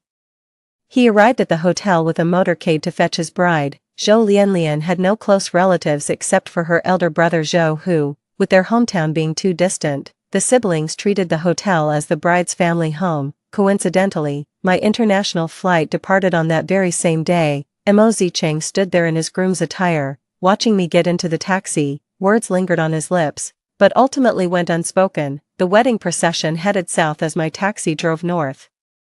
Like parallel lines destined never to meet again. 5. Mo Zicheng and Zhou Lianlian held a grand wedding ceremony. During the vows, he was moved to tears. I didn't just marry Lianlian, I married love itself. What captivated him most about Zhou Lianlian was her wounded fawn aura of innocent vulnerability. Just look at that gaze full of admiration and reverence. They practically worshipped him as their savior. Zhou Lianlian was Cinderella, and he was the Prince Charming who pulled her out of the mud. So sweet and romantic, it felt like a fairy tale come to life. In comparison, his relationship with Millet was rather mundane. Millet arrived at the Mo family before she turned 10, they grew up together. Call it childhood sweethearts if you're being kind, or say we grew sick of each other if you're being blunt. Millet clung to him like a shadow, always at his heels. During his teenage years, he constantly faced teasing from his buddies. Mo Zicheng, your child bride is here. It was that awkward age when boys and girls would draw boundary lines on shared desks to keep their distance. For boys back then, being too close to girls wasn't a badge of honor, it was downright embarrassing. Mo Zicheng began deliberately avoiding Millet. He found her utterly annoying. By college, guys no longer thought rejecting girls made them cool. Instead, they'd drool over glamorous co-eds like starving dogs. But Millie's constant visits, delivering food, clothes, and parental messages, changed that. Soon, no girl dared approach him anymore. Everyone assumed he was already taken. This only annoyed Mo Zicheng even more. That little shadow tagging along made his youth feel so much less vibrant and exciting. But meeting Zhou Lianlian turned his life into a romantic drama. What also drew him to Zhou Lianlian was her mountain girl innocence, utterly pure, untouched by worldly cynicism or material desires. That night's passion left crimson plum blossoms blooming across the bedsheets. Preoccupied by these chaotic thoughts, Mo Zicheng drifted through the entire wedding ceremony in a daze. Zicheng, it's time to exchange rings, Zhou Lianlian whispered with a hint of grievance in her eyes, snapping Mo Zicheng out of his daze. Right, the ring exchange. He produced a diamond ring the size of a pigeon's egg and slid it onto Zhou Lianlian's finger beneath her white lace glove. Zhou Lianlian was beside herself with joy. The dream had finally come true. Sharing her excitement was her elder brother Zhou who, seated prominently in the VIP section, Zhou whose beady eyes burned with greed and lust. This was the perfect wedding for the siblings. Everything went smoothly without a hitch, absolutely flawless. Yet throughout the ceremony, Mo Zicheng couldn't shake off this peculiar feeling. Something about this wedding just didn't feel right. What exactly feels off about this? It wasn't until he escorted his bride out of the hotel toward their car that the realization hit him. Everything went too smoothly. Could it be that Millet, who'd been obsessively in love with him, actually didn't show up to cause trouble, didn't come to crash the wedding? Was she really that obedient? Just boarded the plane and left the country, without turning back at the airport or making a scene at the ceremony. Mo Zicheng should count himself lucky. This was exactly the outcome he'd hoped for. Yet when it truly came to pass, an inexplicable emptiness took hold. 6. Though they'd already been intimate before, but the wedding night marked their official consummation as husband and wife. Mo Zicheng arranged their bridal suite at an upscale resort in the suburbs. It should have been a passionate night by all accounts. But Zhou Lianlian's recent pregnancy made her too fragile for any exertion. Naturally, nothing could happen between them. Mo Zicheng grew visibly restless, pacing the room like a caged tiger in a zoo, mistaking his agitation for burning desire. Zhou Lianlian gave a sultry smile and spoke up. Honey, don't rush. While some things are off limits, there are other ways that won't affect the baby. She crouched down, flashing an innocent yet tantalizing gaze. Darling, I promise to make it even more intoxicating. Any grown man or woman would recognize what that gesture implied. Unfortunately, Mo Zicheng's restlessness wasn't due to unfulfilled desires this time. It was because he hadn't received Millet's safety confirmation text. In the past, whether taking flights or just hailing a late-night ride, Millet would always text him immediately upon arriving safely. This really got on his nerves. but over a dozen hours have passed. The plane should have landed long ago, yet Miley remains completely silent. This silence feels deeply unsettling to Mo Zicheng. Faced with his new wife's bold advances, Mo Zicheng felt not excitement but growing suspicion. Lian, how do you know about these things? I thought you were innocent. Zhou Lian froze, then immediately flushed crimson while explaining herself. I specifically learned it online before marriage. I'm afraid if I get pregnant and can't satisfy you, you might stray. They say a woman's pregnancy is the most vulnerable time for a marriage. Though Zhou Lian's explanation made perfect sense, Mo Zicheng still felt unsettled. You go to sleep first, I'm going out for a smoke. Mo Zicheng left the bedroom and stood on the balcony, cigarette in one hand while dialing Malay's number with the other. The number you have dialed is not in service. Mo Zicheng's brows furrowed instantly. A grave realization suddenly struck him. Mila had always told him her travel destinations before. This time, he had absolutely no clue where Miley had gone. The world is vast, and a single person seems so insignificant. Finding someone is like searching for a needle in a haystack. You changed your number. How were you supposed to get my permission to come back? Still as willful as ever, Mo Zicheng desperately wanted to call his parents to ask about Malay's whereabouts. She would have told them where she was going, but pride and restraint kept him from asking in the end. Let's see how long you can keep this up. Mo Zicheng was absolutely certain that Mila would reach out to him within a week. Little did he know, Zhou Lian had been eavesdropping by the balcony door the whole time he was muttering to himself. Her gentle expression had vanished, replaced by ruthless determination. She pulled out her phone and sent Zhou a text message. Tiger, Mo Zicheng seems to be having second thoughts. Looks like we'll need to move the plan up. After a while, Zhou replied with a text message. Got it. But that dumbass didn't lay a finger on you, did he? Didn't disturb our son's peace in the womb. 3 months passed, and Zhou Lian's belly grew noticeably larger. There's still no word from Kamalai. Complete radio silence. Mo Zicheng finally couldn't sit still any longer and casually asked his mother, Mom, where did Malay go? Hasn't she contacted you all this time? That girl's having too much fun. Doesn't she know how dangerous it is out there?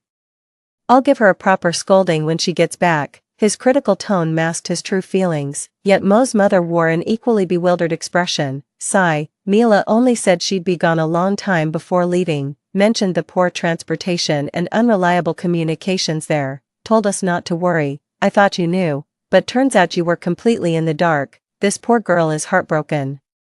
Mo Zicheng listened to his mother's words with such emptiness that he didn't even notice his fingers getting burned by the cigarette. Married life didn't turn out to be as comfortable as he'd imagined. Knowing Zhou Lian had a strained relationship with her parents, he bought a villa after marriage so they could live separately. What was supposed to be their newlywed paradise turned sour when Zhou Lian insisted her elder brother Zhou move in. She claimed pregnancy nightmares made her feel safe only with her brother around. Mo Zicheng resisted, but Zhou Lian's tantrums eventually wore him down. Before marriage, Zhou Lian always boasted about being the perfect homemaker, adept at all household chores and capable of whipping up a feast, yet after tying the knot, she lived like pampered royalty. Forget cooking or cleaning. She wouldn't even lift a finger to right a toppled oil bottle. But I'm pregnant now, my senses are heightened. And the smell of oil makes me nauseous. That may be true, but she's got quite the appetite. Every day she'd order lavish takeout from 5-star hotels, dining face to face with Zhou. The place was littered with dirty dishes and trash, waiting for Mo Zicheng to clean up after work. Mo Zicheng couldn't lose his temper, yet worried constant takeout would harm the baby's health, so they specifically hired a live-in maid for the household. Her duties included cleaning and cooking, but shockingly, Zhou sneaked into the maid's room at night with ill intentions. The maid fought back desperately, preventing Zhou from succeeding. Mo Zicheng was furious, calling Zhou worse than an animal. Zhou Lian was even angrier. How dare they call the nanny a homewrecker? Speak, did you deliberately seduce my brother, you shameless slut? I'll tear you apart. The vulgar language, like that of a fishwife, left Mo Zicheng utterly dumbfounded. He felt his wife had become a complete stranger at that moment. The nanny left in tears, choosing not to report it to protect her reputation. Mo Zicheng tried to kick Zhou out, which infuriated him. Kick me out? If you mess with my sister, you'd better take care of me too, or what? I'll make Lian abort the baby and end your precious Mo family line. Faced with such a scoundrel, The refined Mo Zicheng had no choice but to yield. He found himself increasingly reluctant to return home. Mo Zicheng had read online that women change after marriage. Is this really the case? What if I'd married Miley? The moment this thought surfaced, Mo Zicheng shook his head vehemently. He shouldn't be thinking this way, no regrets allowed, especially mustn't let Miley know he's having second thoughts, because that stubborn girl still hasn't reached out to me. 8. I've got no mental bandwidth for Mo Zicheng and Zhou Lianlian's messy drama. I saved lives on the battlefield, becoming an honorable combat medic. The battlefield reeked of gunpowder and death. Doctors embody life and hope, amidst raging warfare. I pulled innocent civilians from rubble, shell craters, and mass graves, and those innocent children. I was just a surgeon, yet ended up delivering several newborns on the battlefield. Watching those new lives come into the world, I wept. They were tears of release. Because I remembered the tragic death of my flesh and blood in my past life. Though I've been reborn for a long time, it wasn't until this moment that I truly found liberation and made peace with myself. So this is what happiness means, not forcing yourself to chase after someone who doesn't love you. I even found my true love on the battlefield. His name is Ren Jia, a war correspondent. Through his lens, he brought the brutality of war to global attention, advocating for peace and raising awareness about refugees. Though our professions differ, both are equally noble and meaningful. I've treated his wounds before. He risked his life to rescue me when I was kidnapped by militants. That's how our love story began, though brief. Going through life and death trials made our bond unshakable. 9. Mo Zicheng was growing increasingly irritated. The household accounts didn't add up, and over 10 million was missing from his account. The investigation revealed that Zhou Lianlian had been embezzling funds. All the money had been transferred by Zhou Lianlian to Zhou Hu's account. Mo Zicheng was both shocked and furious. He always thought Zhou Lianlian wasn't materialistic. She didn't even ask for a dowry when they got married. That's why he trusted her with his account passwords. Little did he know, she refused the dowry because a few $100,000 was chump change to her. Lianlian, I'm so disappointed in you.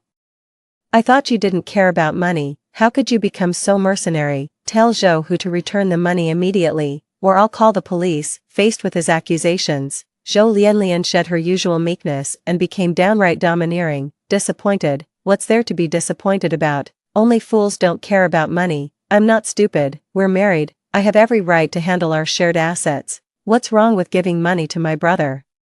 We've relied on each other our whole lives. Supporting him is only natural. Call the police. Go ahead and humiliate yourself if you want. Not a penny to my name. Take my life if you dare. Zhou Lianlian thrust out her heavily rounded belly in defiance. That makes 2 lives you'd be taking. Mo Zicheng realized with sorrow that the woman he once thought pure as wild mountain blossoms now appeared utterly repulsive. Yet that once annoying shadow in my memories now seems so vividly alive.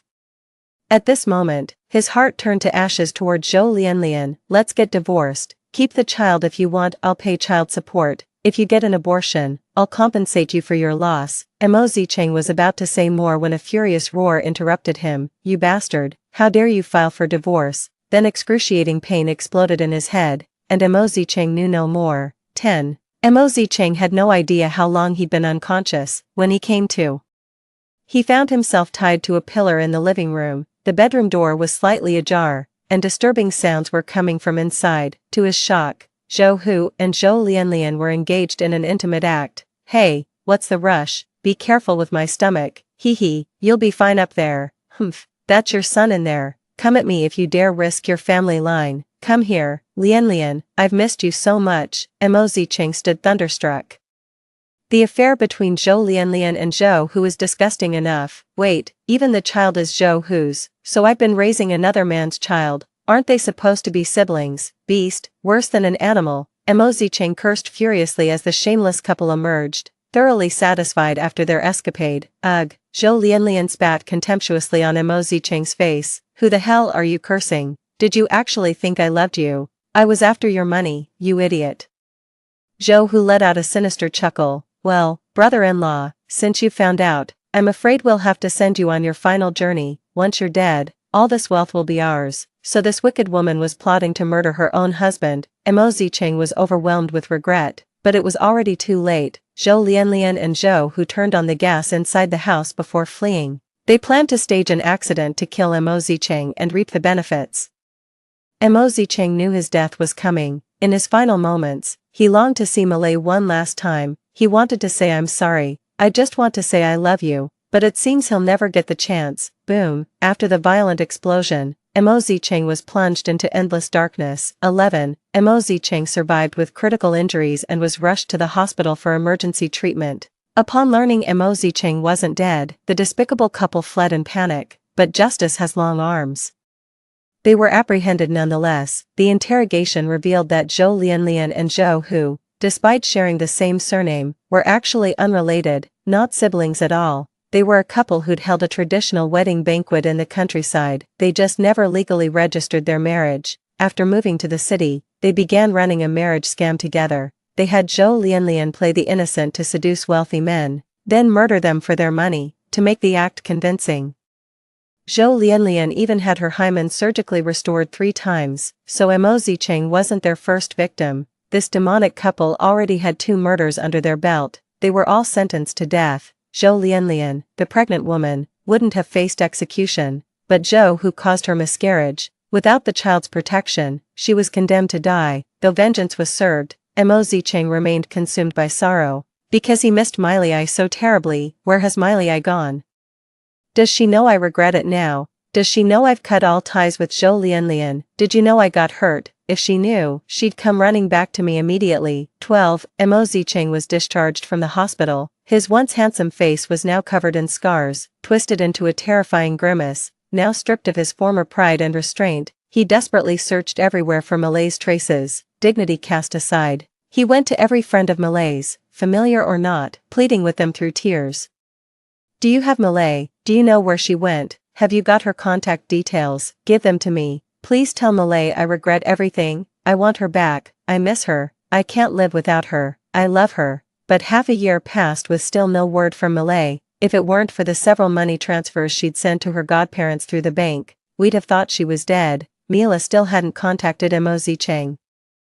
And he was going out of his mind. Just as Mo Zicheng was about to file a missing person report at the police station, he finally caught sight of Mila. It was on the TV news. The World Health Organization honored a group of battlefield medics. His eyes instantly locked onto that graceful figure. Tears began streaming down uncontrollably. Darling, I've finally found you. 13. The day I landed. A visibly exhausted Mo Zicheng stood at the arrival's gate holding flowers. As I emerged, Mo Zicheng pushed through the crowd and dropped to his knees with a thud. Mirai, will you marry me? I was wrong before. I shouldn't have let that vile woman manipulate me into hurting you so badly, but I truly regret it. After everything we've been through, I've realized you're the only woman worth loving. Can you give me a chance to make things right? I'll spend the rest of my life making it up to you, loving and caring for you forever. And I'll never hurt or betray you again. You've loved me for so long, you'll forgive me, won't you? He spoke with such heartfelt sincerity that he even moved himself to tears, hot tears streaming down his face. Yet I remained completely unmoved. Belated affection is cheaper than weeds. I'll never forget how my flesh and blood met their tragic end at his hands in our past life. He's a wolf. Anyone who gets close to him gets hurt. Mo Zicheng. We can never go back to how things were. I did love you once, but that was the biggest mistake I ever made. I'm so grateful I got the chance to right that wrong. Move aside. This is a public space. Rejected by me. Mo Zicheng broke down in tears without caring about his dignity. Annoyed and embarrassed, I quickened my pace. Malay, you belong to me. I won't let you get away. I'll make you mine, have my way with you, then take full responsibility. He suddenly went wild, clutching me while covering me with feverish kisses.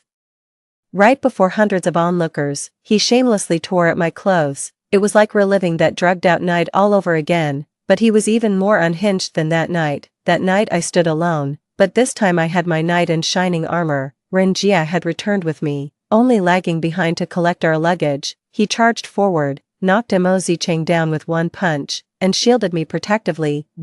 All of me my wife. Mo Zicheng sat on the ground.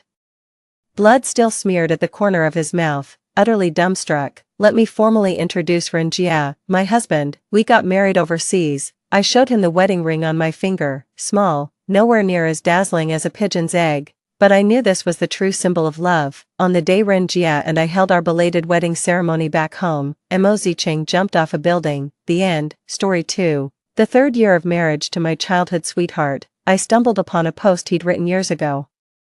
In that post, He wrote about being forced apart from his true love and reluctantly marrying the girl next door, his childhood friend, and that girl happened to be me, the obstacles standing between the male and female leads in a tragic love story. 1. The farce unfolded when I went to the company to find Zhou Mu. The moment the elevator doors opened, shouts mingled with the sounds of physical blows. It was Zhou Mu's mother's voice. "Zhou Mu is already married, why did you come back? Your mother stole Zhou Mu's father, and now you're back to steal my son, you shameless bitch." It was the first time I'd ever seen Aunt Song, who'd always been the picture of grace and composure, in such a hysterical state. Zhou Mu shielded the person in his arms with desperate determination, as if protecting some priceless treasure. I opened my mouth to call out to him, "Zhou." Someone suddenly shoved me, my arm slammed into the table corner, cutting off my words with a pained cry, "Ah." Zhou Mu turned to look at me, quickly pushing away the person in his arms as if about to come help, but the next instant, he saw Aunt Song casually grab a potted succulent. Without hesitation, he spun around and shielded that girl again. The flower pot landed squarely on his head. The moment blood began dripping from Zhou Mu's head, the surrounding noise erupted instantly. I heard Aunt Song calling his name with heartache, "Xiao Mu." The girl in his arms asked with a trembling voice, "Are you okay?" "AMU," then came Zhou Mu's whisper, soft as a sigh, "As long as you're alright." 2. The farce ended with Zhou Mu being knocked unconscious and hospitalized. Before leaving, he held my hand and finally just murmured softly, "Xiao Jin." Aunt Song said she'd explain everything at home, urging me to visit Zhou Mu at the hospital first. Evening had already fallen. When I arrived, Zhou Mu's friend Qingshi was standing outside the hospital room. The moment he saw me, his lips parted to speak. But I clamped down on his wrist like a vice. A sharp gasp sealed his lips. The hospital door stood ajar. I heard it. A woman's coquettish voice came from inside. "Just take one bite. I learned this especially for you." Zhou Mu lowered his gaze with a soft sigh. "Vivi, you don't have to." Before she could finish speaking, the young girl's eyes were already glistening with tears, utterly heartbreaking. Zhou Mu fell silent and obediently swallowed the porridge she'd scooped for him.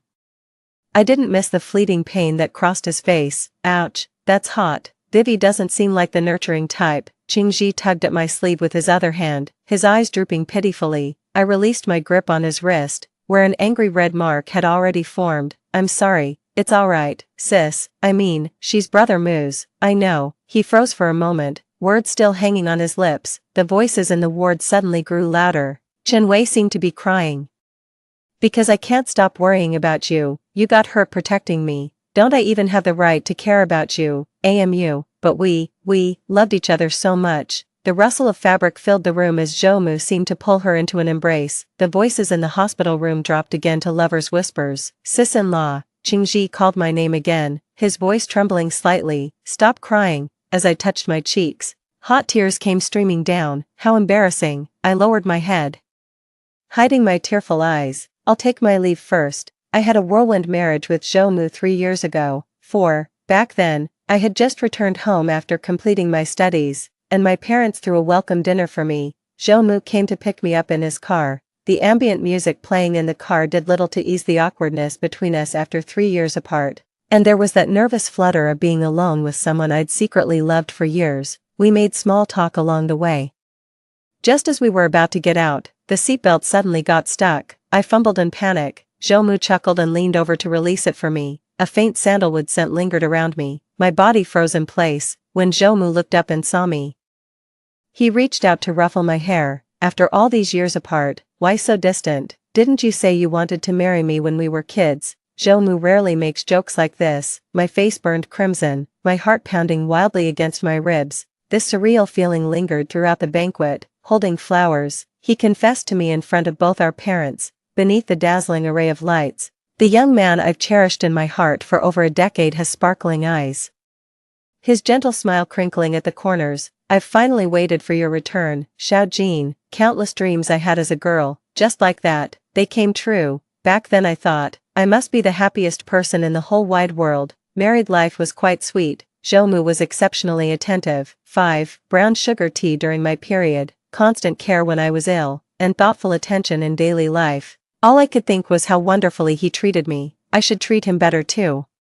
Only later did I realize that gentle temperament was something he painstakingly developed for Chen Wei. Had my friend not stumbled upon and shared that post with me, I might remain in the dark for the rest of my life. I've fallen for my father's mistress's daughter. What should I do? I know I shouldn't, but I can't help how I feel. 6. She's adorable, like a child, always clinging to me, acting spoiled, saying she wants to be with me forever.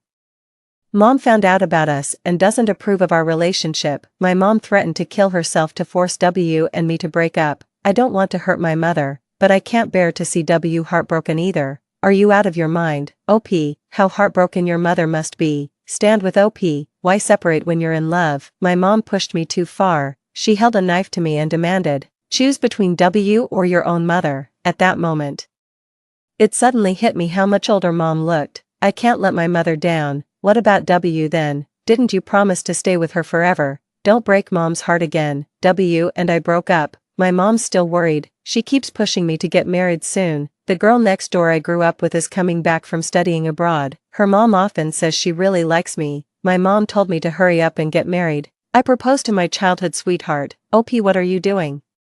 Another person you've wronged. OP, W, what should we do? She's the one you've wronged the most. Don't be, sobbing. This thread ultimately concluded with the blogger's response to a question. He said he got married today. He'll be someone else's husband soon. Someone asked him, what about W? Do you still love him? He said, yes. The timestamp of that response was 10:15 a.m. on July 14th, 20XX. That was the day of my wedding with Zhou Mu, 10 in the morning. I sat in the room, dressed in exquisite bridal attire with flawless makeup. My best friend stood by the door, waiting to block the groom's entrance. At that moment, I was thinking, resource group pushpin WeChat, QQ number 179-732-8031. I'm about to marry the man I've loved for 10 years, how wonderful. Zhou Mu didn't come back until very late that night. By the time I finished reading the post, tears were streaming down my face. The air in the room suddenly felt thin and suffocating. I can't catch my breath.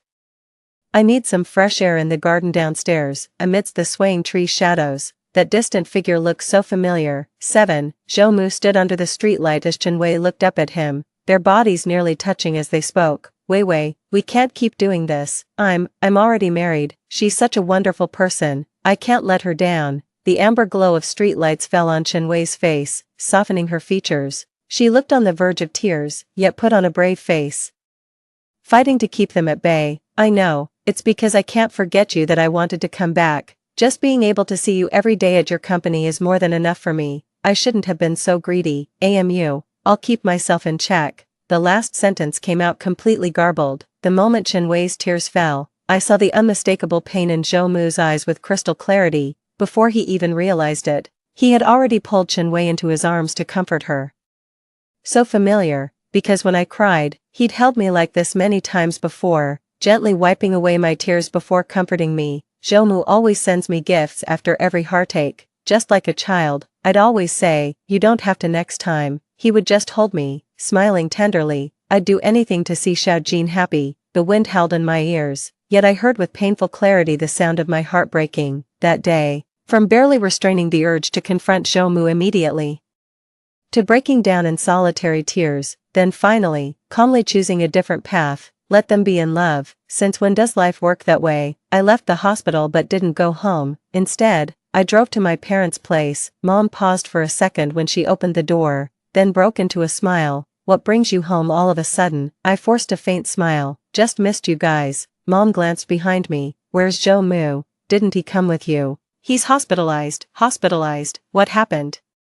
Just bumped my head. The doctor said it's nothing serious. I left out the part about Aunt Song. Why aren't you keeping him company? Mom flashed a knowing smile. 8. She's always been perceptive. She clearly saw through my crush on Zhou Mu but played dumb, while subtly promoting me to him. Xiao Jin, after all these years of secret pining, you've finally gotten your wish. Make sure to hold on to this happiness tight. Not at all. Far from getting what I wanted, I just found out too. What I thought was luck. Zhou Mu only married her as a consolation prize when he couldn't wed his true love. I've adored Zhou Mu since childhood. My parents were always busy. Whenever Zhou Mu found me waiting alone at the doorstep after school, he'd always take me home with him, help me with homework or watch anime with me. My parents never came home that night, no matter how late it got. I fell asleep in Zhou Mu's room while reading manga, only to be jolted awake by thunder rumbling outside and lightning splitting the sky. I'd had a nightmare, and the thunder startled me all over again, wailing for mom and dad. Zhou rushed in from the next room, losing a slipper in his haste. Xiao Jin, with tears and snot smeared across my face. Zhou couldn't help but laugh. He grabbed a wet wipe and gently cleaned my face while comforting me. It's okay now, it's okay, it was just a dream. But the more he tried to soothe me, the harder my tears fell. Exhausted from crying, I drifted into a hazy sleep. My grip on Zhou's hand never loosened. All I remember is him standing by the bed, promising to stay with me. Will you stay with me forever? I will. Will you stay with me forever and ever? I will. Deep down I always knew words spoken so lightly can't be trusted. If only emotions could be controlled, I wouldn't have loved him so desperately all these years. I stopped visiting Zhou at the hospital. When he asked, I simply said I'd gone back to my parents' place. Owner's exclusive ID pushpin WeChat, Q*Q number 179-732-8031. Zhou's head injury wasn't serious. He was discharged from the hospital within days. It happened to be New Year's Day when he drove over to take me home for dinner. Standing by the doorway, slender as bamboo, her eyes lit up with a smile when she saw me, gentle, just like the old days. Xiao Jin, you look absolutely lovely today. Zhou never held back his words of praise for me. I used to feel embarrassed, but hearing it more often actually made me grow more confident, and the more I grew to like him, I lowered my gaze to avoid his eyes. Let's go. 9. Zhou froze for a moment. Then he politely said goodbye to my parents. Once Aunt Song calmed down, she returned to being the gentle elder we knew. She didn't want to talk about what happened that day, and I pretended to have forgotten it too. Her face lit up when she saw me, taking my hand in hers. Xiao Jin, I bought you some necklaces and bracelets. Come try them on. Let the men handle the kitchen work. Zhou hung my coat on the rack and smiled at me. You keep mom company. The jewelry Aunt Song bought sparkled brilliantly, almost dazzling under the light. She helped me try on each piece, praising every one. It suits you perfectly. By the time we finished trying the last piece, dinner was ready. The dinner table was filled with warmth and joy. It felt like being coated in a layer of grease. Everyone's hiding something. The instant the knock came at the door, I beat Zhou to it and opened the door. The unexpected visitor standing at the door, it was Chenwei. Chenwei seemed to be in a hurry, with beads of sweat glistening at her temples. In the moment I stood frozen. Zhou had already approached. Xiao Jin, Zhou. The instant Chenwei spotted Zhou behind me, her tears began to fall. Where have you been? You left the hospital without telling me. Do you have any idea how worried I was? I turned to look at Zhou. He maintained a composed facade, clearing his throat lightly. Zhou, I said, meeting his gaze. Who is she? Zhou remained silent. Chenwei pushed me aside and rushed toward him in a panic. The in-laws at the dining table also spotted Chenwei. I saw Aunt Song's expression change instantly. You, Uncle Zhou sitting beside her suddenly gripped her shoulder. This is my friend's daughter. Used to be good friends with Xiao. 10. Is that so? I smiled. Zhou and I grew up together since childhood. I don't think I've met her before. Ah, we met during those years you were abroad. I smiled without calling out his lie. Since you're here, you might as well join us for dinner. Uncle Zhou added another bowl of rice and pulled up a chair for Chenwei. What should have been a family reunion was unexpectedly interrupted by an outsider. Chenwei sat beside Zhou, right in front of Auntie Song. She kept serving him food with intimate gestures. Just as she was about to place another chopstickful of mushrooms into Zhou's bowl, I intercepted. He doesn't like this. I looked at Chenwei with a calm expression, casually taking the carrot she'd originally picked for Zhou. He's allergic to carrots. Chenwei's smile froze instantly. The atmosphere instantly froze. It's fine. Zhou suddenly spoke up, breaking the awkward silence, as if to show he truly didn't mind. He even served Wei Chen a piece of poached shrimp, what was mentioned in that post, W's favorite food. Chenwei's embarrassment vanished, replaced by delight. You still remember my favorite. Zhou suddenly seemed to realize something and served me a portion too. Xiao Jin, try this, it's delicious. But I don't care for it. I prefer salt and pepper seasoning, braised dishes, and barbecue. The only thing I dislike is plain boiled seafood. I watched Chenwei dip the shrimp in sauce and take a blissful bite, her face glowing with happiness. It suddenly hit me, those who are favored always act with fearless confidence, just like Zhou treats Chenwei, just like how I felt about Zhou. The food in my mouth suddenly lost all flavor, and even the sight of other dishes turned my stomach. I set down my chopsticks. I've got other plans tonight. I should head out. Where to? Need a ride? Zhou Mu asked. I looked at him, but out of the corner of my eye, I saw Chen Wei's hand slowly covering his under the table. No need. I stood up and left without another word. I made a call and asked my friend out for drinks. Halfway through, with bleary eyes, Zhaoxing propped her chin and asked me, "What's wrong? Anything bothering you lately?" I kept silent, downing one glass after another.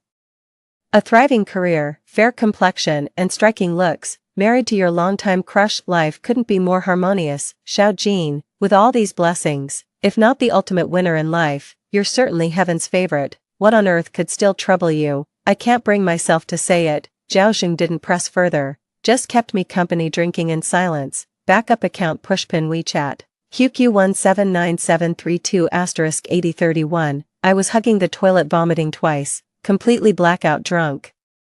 Oblivious to everything, Zhaoxing dialed Zhou Mu's number. When Zhou Mu came to pick me up at the bar, I stood frozen like a statue under the street lamp by the entrance, but the moment I saw him, tears started rolling down my cheeks. Zhou Mu paused for a second before fishing tissues from his pocket. I didn't pull away when he wiped my tears, just kept staring at him blankly. You look just like someone I adore. Zhou Mu chuckled. Oh. What's their name, Zhou Mu? His face lit up like a night, blooming serious in full splendor. My head spun as I looked at him. The urge to pour my heart out was overwhelming. 11. You know what? I've liked him forever, like forever and ever. Just didn't have the courage to tell him. How long is a long time? What year is it now? Zhou Mu gave a number. I counted on my fingers, pondered and recalculated over and over until it finally made sense. 10 years, the overhead light cast down, rendering Zhou Mu's tousled hair almost translucent, that beautiful face froze in stunned silence. Don't you believe me? He shook his head, fuming. I grabbed my phone to unlock my private photo album. The alcohol was still buzzing in my system. I fumbled through several typos before finally accessing it. The security question I'd set years ago. The person I like is, those silly teenage years. I typed 2 letters. Zhou Mu's youthful face appeared before us. Take a look at this. I tapped on one. I found this on the school's official website. The photo captured Zhou Mu sprinting the final stretch of the marathon. I zoomed in on the photo and spotted myself being jostled in the crowd. He joined the marathon, and I wanted to bring him water, but the crowd was overwhelming. I couldn't push through. In the end, I never handed him the water, just watched him take a bottle from another girl. That moment actually hit me pretty hard. Luckily, I later stumbled upon this photo while browsing the official website, though I never got to give her the water. At least we shared the frame. I chuckled, remembering how I'd foolishly clutched that bottle all day without letting go. It's like buying your favorite cake with pure joy, only to find it squished when you got home. Felt down all day, but seeing this photo on the official site instantly recharged me. At least I was captured in the moment of his victory. And this one, I found this in my mom's photo album. Zhou Mu came to celebrate my 10th birthday with me. We held hands and performed for the adults.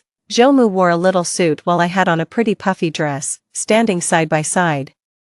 They looked every bit the perfect couple. Later I used this photo as my moment's cover. All my friends said I looked adorable when they saw it. I keep wondering, what would happen if he sees it someday? Should I lie and say it's because the photo is adorable, or just confess outright, because I wanted you to notice, because I like you? But he didn't. He never noticed. Resource group pushpin v Red Heart. QQ number 1797328031. A decade feels like an eternity. These trivial memories I've held on to for so long remain crystal clear. There's no end to the stories, until my throat ran dry from talking. No words could ever fully capture my decade-long secret love. When the story ended, the man before me suddenly pulled me into his embrace. Zhou Mu's arms radiated warmth. Through the fabric, I felt not just his body heat, but the wild pounding of his heart and his unsteady emotions. He held me so tight I could barely breathe, yet his hands trembled slightly. I love you. His warm breath grazed my ear, carrying a husky undertone. Xiao Jin, I love you too. Zhou Mu held me in his arms. The tear stains on my face had long dried, and the cold wind sobered me up considerably. I looked up at the blinding white light overhead, for what felt like an eternity. Finally, I whispered, liar, Zhou Mu, you damn liar. Woke up with a splitting headache. Zhou Mu appeared at the bedroom door upon hearing the noise. Xiao Jin, I made you hangover soup. Rubbing my temples, I agreed. When I sat down at the table after washing up, breakfast and hangover soup were already laid out. I downed the soup in one gulp, only then noticing the candy he'd placed beside it. Xiao Jin, Zhou Mu came downstairs, smiling at me with his tie in hand. I paused for a moment before taking it and tying it for him. Seizing the chance, Zhou Mu leaned down to plant a kiss on my forehead, murmuring sweetly in my ear, "Wait for me to come back." Just like when we first got married, before I could snap out of my daze, Zhou Mu had already left. Not long after he left, an unknown number called. I answered the call. The voice on the other end sounded familiar. "It's Chenwei. She asked to meet me." On my way there, I imagined countless ways Chenwei might start the conversation, like some dramatic novel scene where she triumphantly declares, "He only loves me," like arrogantly demanding that I withdraw on my own, but none of that happened. Chenwei arrived earlier than me, greeted me when we met, and then told me her story with Zhou Mu. Zhou Mu and I were together for 2 years, and he was always good to me. I've always known who he really was. I envied him as a child. He had such a perfect family with parents who adored him. My mother never cared about me until she met Uncle Zhou. Sometimes when he visited, he'd bring me little presents, but I knew it was only because he loved my mother. Until I got together with Zhou Mu. He takes care of people, worries whether I'm eating well or sleeping soundly, tells me it's okay, he's here, and helps me solve every problem. He felt like a gift from heaven after witnessing all those years I'd been neglected. 12. I thought we'd be together forever too, until his mother found out. She threatened suicide to force Zhou Mu to leave me. Chenwei paused, her voice suddenly trembling with emotion. "He gave up on me."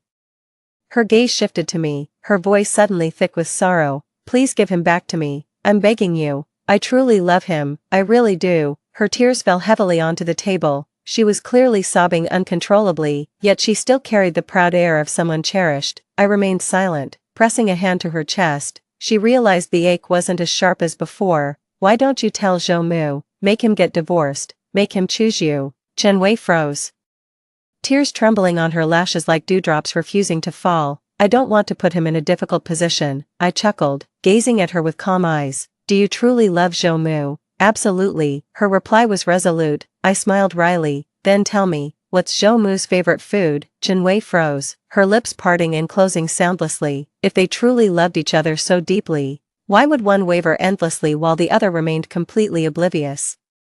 Perhaps my laughter was too unrestrained. Chenwei flushed with a mix of embarrassment and anger, her previously delicate expression hardening instantly. "Song Jin, if you insist on this, don't blame me for what happens next. He'll never get over me." 13. Chenwei is a woman of action. Zhou Mu came home late after work. He carried that same peachy scent I'd noticed on Chenwei earlier. I curled up on the couch watching anime when Zhou Mu changed shoes and came over to hug me. I dodged his embrace.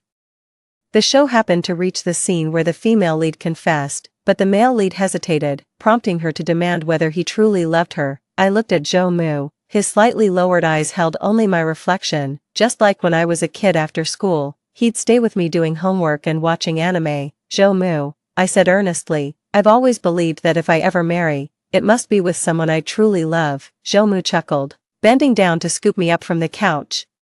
He gazed up at me with reverent eyes. "Xiao Jin, I've already married the love of my life." I lowered my gaze. Backup account pushpin WeChat, QQ number 179 by 732 by 8031, lying. 14. Chenwei never left my world. Despite Zhou Mu's efforts to maintain a facade of calm, she kept pushing the boundaries. Zhou Mu's phone rang in the dead of night. I was jolted awake from my drowsy state. When I opened my eyes, I saw Zhou Mu hurriedly getting dressed. Noticing I was awake, he looked apologetic. "Sorry Xiao Jin. I didn't mean to wake you. There's an emergency I need to attend to. Go back to sleep." I nodded, watching wide-eyed from bed as he disappeared through the doorway. The door downstairs slammed shut. Wide awake now. "Truth is, I heard it," Chenwei's voice, whimpering weakly on the other end. She sobbed about someone knocking on her door and windows. "I'm so scared, AMU. Could you come keep me company, alone like this? I'm terrified someone might try to." Even a child knows that. Call the police when in trouble. Yet she chose to seek another woman's husband. 15. On the day the weather forecast predicted this year's first snowfall, Zhou Mu and I had originally planned to have dinner together. When I went to his office at noon, he seemed hesitant to speak. "Zhou Mu, an old friend of mine is returning from abroad today. We haven't seen each other in years. I might not be able to make it tonight." "No worries." Zhou Mu smiled, but I could see what looked like relief flash across his face. "Then I'll pick you up tonight." "Where are you guys heading?" I gave him an address. Zhou nodded. The restaurant I went to was at the central square downtown. Our table was by the floor-to-ceiling windows, with a pianist playing in the lobby, the notes flowing like a babbling brook. Though we hadn't seen each other for years, Chungzi and I picked up right where we left off. We chatted nonstop throughout the meal. Snow began to fall as evening approached. Flake after flake drifted down. Chungzi exclaimed with delighted surprise. Just returned home and already catching the first snow. I must be the luckiest. I smiled and glanced across the square. The downtown streets were bustling with pedestrians, including several couples walking hand in hand. Amid the swirling snowflakes, a bold girl leaned in to kiss her boyfriend. I was watching, then suddenly froze. The restaurant's heating was turned up high, yet I felt like I'd been plunged into an ice cellar, my whole body rigid. What's wrong? Chungzi followed my gaze. When she spotted the kissing couple, understanding dawned on her face as she broke into a smile. They say couples who kiss during the first snowfall will stay happy forever. Xiaoqin, missing your husband. Thanks for keeping me company during such a romantic moment. I spaced out for a while, watching the intimate couple finally part ways, walking hand in hand down the snow-covered street. After a long pause, I finally said, "That's my husband." 16. Zhou texted me while I was on the plane. I only saw it after landing. My phone is flooded with missed calls and unread messages. Doing the math, it must be the middle of the night back home. It's always been like this. He gets worried when he can't reach me. I applied for this business trip last minute, put in the request right after saying goodbye to Chungzi, didn't even have time to pack properly, won't be back for at least 10 days, maybe 2 weeks. I replied to Zhou to let him know I'm traveling for work. The reply came instantly, good to hear, come back soon. Chenwei was even quicker than I'd expected. The message came through almost the next day. It was a mirror selfie of her wrapped in a towel. It was our home bathroom. I instantly hit save. She immediately took it back. Save your breath. I won't file for divorce. Try your luck with Zhou instead. 17. By the time the project wrapped up, over half a month had passed. My daily routine gradually returned to normal. Zhou came to pick me up at the airport when I returned home. After just a couple weeks apart, an invisible wall seemed to have grown between us. He kept talking the whole way while I only responded half-heartedly. My eyes remained glued to the phone screen as I replied to my colleague, Xiaoqin, is everything alright? You seem different lately. I was about to speak when his phone suddenly rang. He must have accidentally hit the speaker button. The moment the call connected, Chenwei's voice came through crystal clear in the confined space of the car, calling Zhou's name in a drunken, slurred voice. Xiaomu, I think I drank too much at the bar. Could you come pick me up? My head's spinning and my legs feel weak. People keep staring at me. When I looked up, I saw Zhou watching me through the rearview mirror. His expression was tense. Sorry, go ahead. I cut off his unspoken refusal. Our eyes met in the mirror, my expression calm. Xiaoqin, she's. Zhou rushed to explain. I know, your friend's daughter. I opened the car door and stepped out. I need to go back to the office. You go pick her up. Zhou returned sooner than I expected.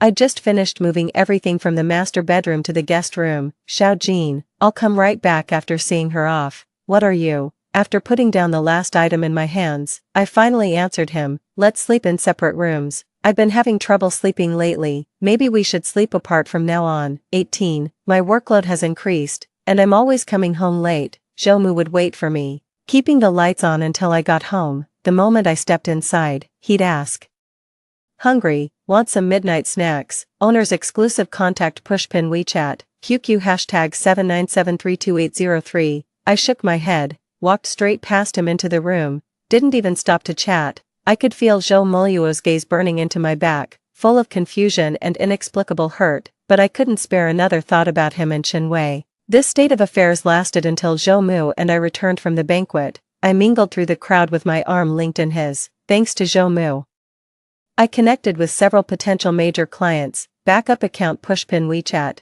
Q*Q number 1797332*8031. Zhou introduced me by saying, this is my beloved. Others would compliment how well matched we were, and I'd just lean lightly against Zhou's shoulder with a shy smile. You two look so deeply in love. I just smiled. The moment we got in the car after the banquet, I immediately let go of Zhou's hand. He looked momentarily confused.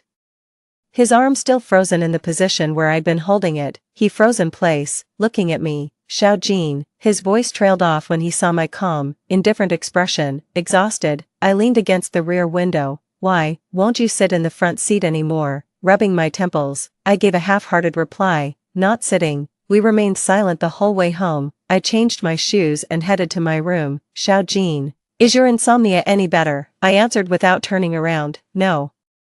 Then suddenly, someone grabbed my hand. Zhou Mu's grip was vice-like, his fingertips trembling with the strain. Xiao Jin, tell me, just tell me what's wrong. Please, why do we sleep in separate rooms the moment you return? Why do you come home later each night? Why do you pretend to be affectionate in public, yet refuse to speak to me at home? Why? It's like you don't love me anymore. Let go, I said calmly. Zhou Mu released his grip. A large red patch had formed around the wrist bone. I massaged it gently, and the pain eased slightly. Don't you have anything to confess? I met Mu's gaze from last week and shot back the question. I stared into his eyes for a long moment. For example, they say if you kiss someone you love during the first snow, you'll be happy forever. Zhou Mu's face turned deathly pale, his back slowly curling inward. After what felt like an eternity, he finally whispered, you saw everything. Chenwei picked the most conspicuous spot. It was impossible to miss. I forced a smile that looked more like a grimace. Zhou Mu, that night when I was drunk, I told you I'd loved you for 10 years, when you finally held me and said you loved me. Was it the same feeling as 2 years ago? When you replied to that post saying you loved Chenwei, it's different, he blurted out anxiously, trying to explain himself. I smiled, slammed the bedroom door shut, stopped listening to him. I stopped needing answers long ago. Zhou Mu, 19, I didn't divorce Zhou Muti, he's been treating me better, but also clinging to me more intensely. He makes breakfast before work, picks me up afterward, buys me flowers, my favorite treats, and all sorts of coveted gifts that require real effort to obtain. My colleagues would tease me, Sis Jean, your husband adores you so much, what's your secret? I'd just smile. Whenever Chenwei called, he'd discreetly hang up. Chenwei showed up unannounced one day, the same cafe as last time. Her previous composure was gone, with none of that arrogant provocation she'd shown me. What did you do? Chenwei stared daggers at me, her knuckles turning white from gripping the cup. I took a sip of coffee and smiled at her. I didn't do anything, just told him how much I used to love him. Owner's exclusive contact pushpin WeChat, QQ number 1797328031, then walked away without looking back. Why get divorced just to make things easier for them? One can't get what they desire, the other can't salvage what's lost. Isn't this actually better? Song Jin, he doesn't love you. It's me he loves, me. Chenwei lost her composure, shouting at me in fury. She kept repeating it over and over. But there wasn't much conviction behind her words. Is that so? I set down my coffee and stood up, then convinced Zhou Mu to divorce me. Can you actually do that? What's this? Chenwei, 20, Zhou Mu asked me out for a Valentine's date. I agreed, but we ended up meeting at the same restaurant as that day. Zhou Mu's expression momentarily stiffened upon arrival, but he swiftly masked it with practiced ease. He set down a gift box. I saw this last time. It suits you perfectly, thank you. I lifted the lid of the gift box to reveal an exquisite pink diamond necklace that must have cost a fortune. Sorry I've been swamped lately and didn't get you a proper present. It's fine. Zhou Mu smiled with obvious ingratiation. Having you here with me today is the greatest gift. His words were drowned in the sudden downpour of red wine, white shirt stained. Crimson droplets fell from tangled hair onto the table as I activated the camera, aiming it at the figure across from me. Zhou Mu. Chenwei's wine glass shattered on the floor, exploding into fragments. Her voice was shrill and heart-wrenching. You spent Valentine's Day with her. Why won't you reply to my messages? Have you fallen for someone else? Tell me, have you? I've truly fallen for her. Zhou Mu remained silent, standing to accept the towel from the waiter and wiping the red wine from his face. Curious stares from all directions closed in around us. Yet I sat perfectly composed in my seat, watching this farce unfold. I'm sorry. Zhou Mu ignored her and turned to me. Xiao Jin, there's been a slight complication. The nearby waiter had already started intercepting Chenwei. Don't be angry, I'll make it up. Song Jin. Chenwei suddenly turned her gaze to me. You did that on purpose. Novel collection pushpin WeChat, QQ 1797328031. You did this deliberately, didn't you? You messaged me on purpose, pissed me off on purpose, lured me here on purpose. just to humiliate me. Her rage escalated as she grabbed a bottle from the table and hurled it straight at me. In the blink of an eye, someone stepped in front of me. The sickening thud of heavy weight hitting flesh sent chills down my spine. Zhou Mu held me tight in his arms. I could hear his heartbeat growing louder with each passing second. Daily updates pushpin WeChat, QQ17973288031, yet my face remained expressionless. Chen Wei was held back there, her hand still frozen in the throwing position. Zhou Mu whirled around and slapped her hard across the face with lightning speed. My heart hasn't changed, Chen Wei, she's my real wife. The crowd gasped in shock, and I heard people whispering, calling Chen Wei crazy. How dare this homewrecker flaunt herself before the actual wife? Chen Wei just stared at Zhou Mu with a deathly pale face, weeping uncontrollably. The farce finally subsided after the waiter escorted Chen Wei out. I'd lost all appetite for dinner. And Zhou Mu looked thoroughly disheveled, so we simply left. 21. While waiting for the car by the entrance, Zhou Mu turned to apologize. Sorry, Xiao Jin, I asked you out only for us to run into this mess. If you're free, let's try again tomorrow. Not available tomorrow. I cut him off. The air suddenly felt thin. I dragged the video progress bar back slightly. When I looked up again, Zhou Mu had been watching me all along. The dark stain still marked his white shirt as his hair fell forward.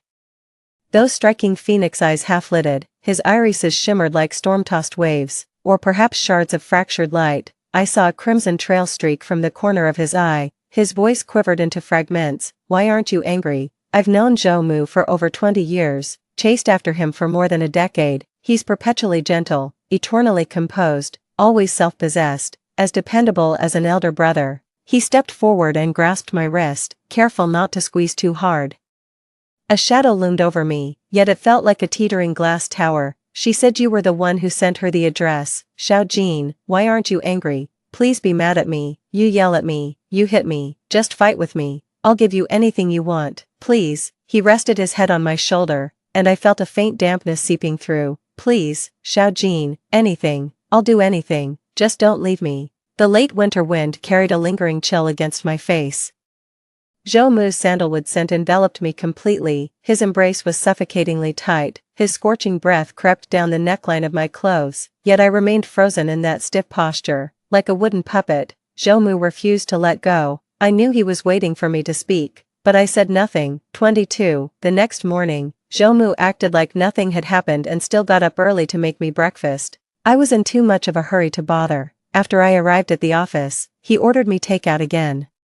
My colleague walked into my office drooling. Auntie Jean, can you really finish all that breakfast? I smiled and asked, hungry, want some? Her eyes lit up. Thanks Auntie Jean. Claim benefits pushpin WeChat, QQ17973288031. I caught a glimpse of the note on the takeout as she leaned in. Zhou Mu had written eat properly in the remarks. Before she could speak, I snatched the note and tossed it away. She immediately fell silent and quietly ate her food. Zhou Mu came to pick me up after work again, as if he didn't have a job of his own. His car parked right at the office entrance, making my coworkers envy me for landing such a great husband. After saying goodbye to everyone, I finally opened the door and got in the back seat. Zhou Mu handed me a warm bottle of pear syrup. Heard you coughing a bit yesterday, thanks. I took it and casually placed it by the car door. We maintained a superficial peace between us, as if nothing had ever happened. All the way home, Zhou Mu didn't follow when I got off the car. He only came upstairs after I reached our doorstep, still holding the thermos he'd handed me when we first got in the car. Sorry about that. I left it by the side door and completely forgot. Zhou Mu remained silent.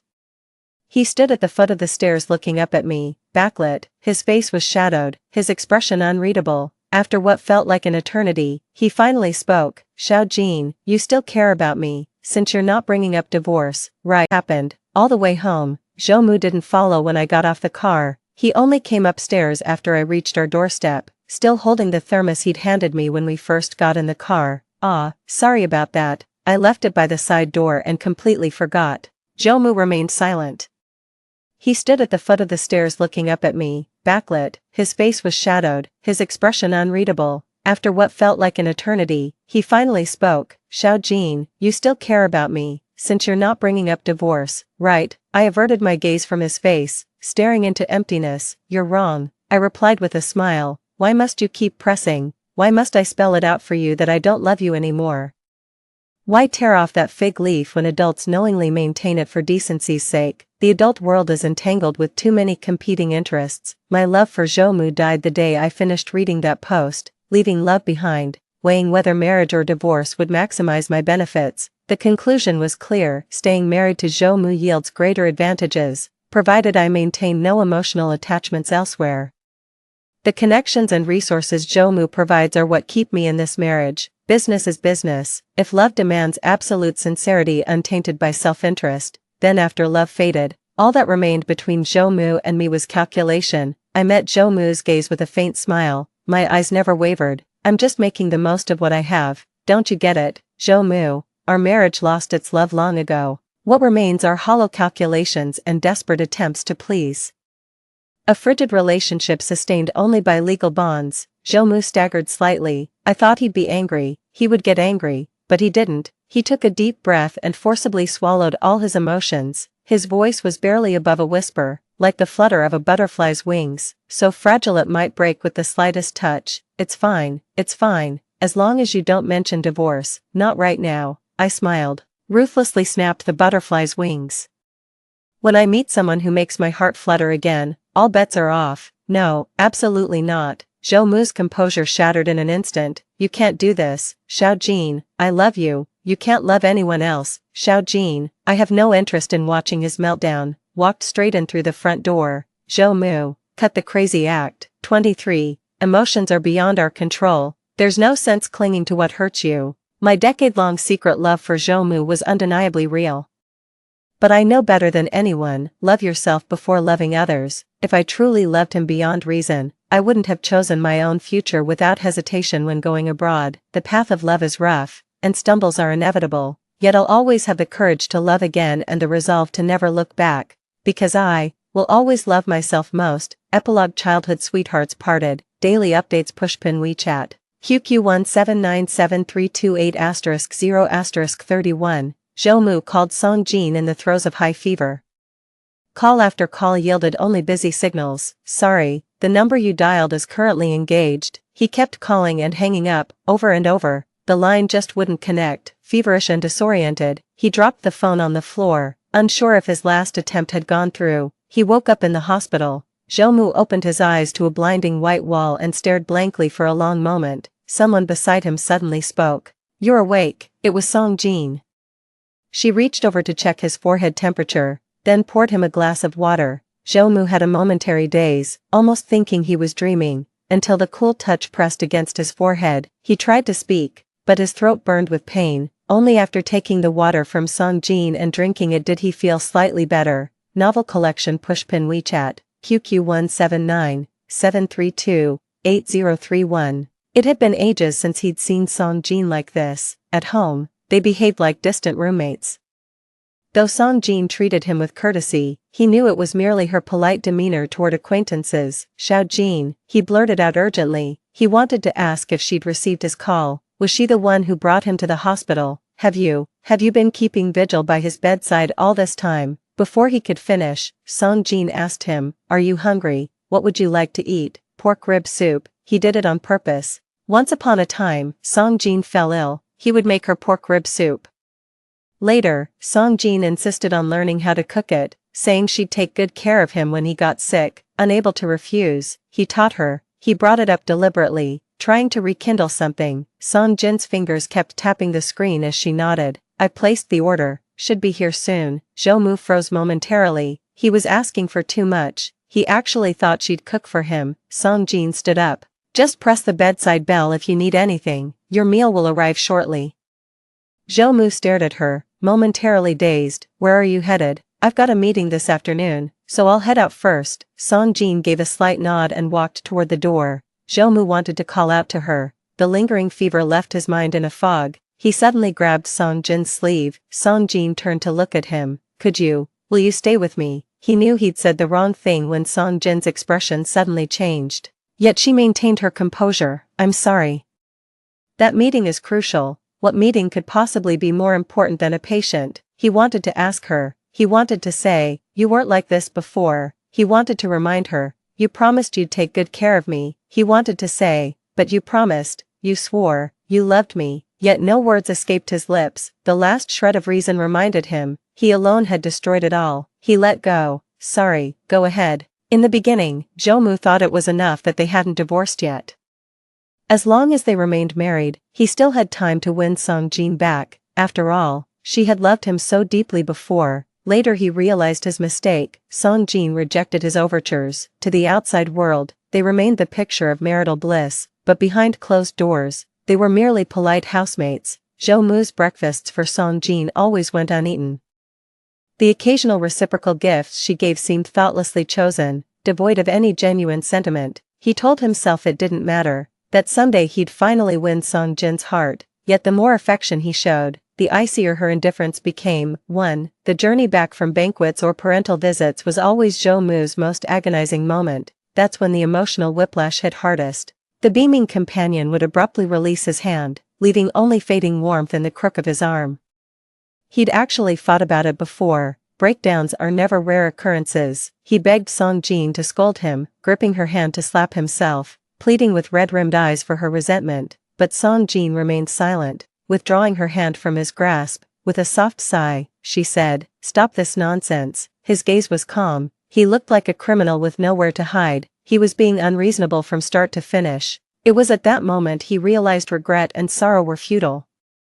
Song Jin would never look back, so in the end, he still thought, as long as Song Jin didn't file for divorce, it would be enough. Even if she was just using him, even if she was scheming against him, even if there was no love, none of it mattered. As long as she was willing to stay by his side, as long as she remained his wife in name, that'll do. Yet those words hung over Zhou Mu's head like the sword of Damocles. He never knew when the blade might fall, and he lived in constant dread of its descent. The one thing he could never, ever accept, she fell in love with someone else. Zhou Mu was hospitalized for 2 days. Song Jin didn't show up the next day. Even when he got home, there was still no sign of her. He texted Song Jin, but it took hours to get a reply saying she was away on business. Their last conversation had been 2 weeks ago. Zhou Mu asked if she was free. A friend had given him 2 tickets to a musical. "I don't enjoy musicals, sorry." Zhou Mu stared at this message for a long time. She used to watch them with him before. Resource group contact, QQ179-732-8031. On their way back, Song Jin walked arm in arm with him, her steps light and cheerful. Zhou Mu smiled as he watched her. "I had such a wonderful time today, but it wasn't the musical that made her happy, it's about them being together." Zhou Mu typed and deleted repeatedly in the chat box before finally sending a message. "I've been discharged from the hospital." After some thought, it was recalled and changed to "Safe travels." There was no reply from the other end. Zhou Mu sighed and put down his phone. The city bustled with evening activity, lights twinkling in every household. Workers returned home as the aroma of home-cooked meals wafted through the neighborhood. Laughter and cheerful voices of families filled the air. Zhou Mu sat alone in the darkness. The lights left off. Suddenly, the house felt unbearably empty. He never used to feel this way before, when Song Jin wasn't busy. She loved curling up on the couch watching anime. It seemed like a habit she'd picked up from living at his place. After she returned from abroad, he thought Song Jin seemed more mature, almost unfamiliar to him. Only later did I realize she hadn't changed at all. She still loves anime, still calls him Brother Mu, laughs heartily when happy, and is easily comforted when upset. Truth be told, Zhou Mu was delighted. At work, Song Jin is highly capable and exceptionally competent. Everyone praises her independence, but only he truly knows. His little girl still knows how to be playful, watching children's cartoons, laughing and crying along with the characters. Only he knows. He had secretly reveled in this. Only he knew this side of Song Jin. Song Jin returned from her business trip one evening. She hadn't told him when she'd be back. Zhou Mu happened to run into them when he came downstairs. He saw Song Jin standing face to face with a man, too. The two were deep in conversation. And Song Jin's smiling eyes radiated a vitality he hadn't seen in her for ages. The man lowered his gaze slightly. His usual aloof demeanor softened noticeably when facing Song Jin. They stood together, not particularly close in distance, yet radiating an unspoken harmony that left no room for outsiders. Zhou Mu suddenly burned with anger. A sour, inexplicable ache swelled in his chest. It even made him want to charge over and throw a punch at that man's face, but that would make Song Jin angry. He wanted to walk over, put his arm around her shoulders, stake his claim, and thank the man for bringing his wife home, yet his feet remained rooted to the spot, unable to move an inch. But beyond the anger, the panic hit harder this time. The sword of Damocles hangs by a thread. Could it be him? That person? Could it be him? Song Jin bid farewell and turned to walk this way. Zhou Mu's body reacted before his mind could catch up, and he immediately turned toward home. The moment Song Jin opened the door, he forced a pale smile at her. He chose to run away. While Song Jin was showering, he went through her chat history. He knew it was despicable, but he couldn't help himself. He just couldn't accept it. Can't bear the thought of Song Jin falling for someone else. Song Jin still used the same gesture password as before, unchanged. He unlocked it effortlessly. The pinned chat on WeChat was with Zhao Xing, a mutual friend. He tapped in and skimmed through the messages. Zhao Xing, just get divorced already. I'm begging you. 3. Every time I look at that husband of yours, I want to stab him twice. Song Jin replied with a doge meme. What's your type? I can set you up. You're actually pretty great, senior. They've had a crush on you for ages, you know. 4. Song Jin just replied with a doge meme. Slapping you, JPG. Zhou Mu exited and pulled up the senior's WeChat. Song Jin's contact note was simple. Just senior Xia. Nothing suggested any personal involvement. The first post was Song Jin's recent update. Thanks for seeing me home, I appreciate it. The senior replied with equal courtesy. My pleasure. The sound of running water in the bathroom continued. Skirt owner's exclusive ID pushpin WeChat. Q number 179-732-8031. Zhou Mu frantically scrolled up through the chat history. The two of them had been chatting very frequently lately. Most of the conversations revolved around work, with only occasional polite inquiries sprinkled in. Both maintained that unspoken boundary between them, neither daring to cross it. In that dazed moment, Senior Xia's new message notification popped up. I managed to snag 2 tickets for the XX exhibition. Zhou Mu was also familiar with XX. It was Song Jin's favorite anime. Zhou Mu could almost predict what he was about to say, driven by anger. He even considered giving a flat-out refusal, but then a message popped up on the other side. Not. Let's go together. Instead, you can go have fun with your friends. Zhou Mu stood frozen in place. He'd rather they'd been exchanging flirtatious banter. Daily updates pushpin WeChat. QQ number 179-732-8031. He wished Senior Xia had knowingly crossed the line by inviting her despite her marriage. She'd rather retaliate in anger by cheating on him too. That way they'd each have one affair, making them even. He wouldn't hold her mistake against her. As long as they could go back to how things were. The more this happens, the more it reveals his despicable nature. Their propriety only magnified his own sense of depravity. See, he's the only one at fault here, and he's the only truly vile one among them. Song Jin might have noticed him checking her phone, but she chose not to confront him.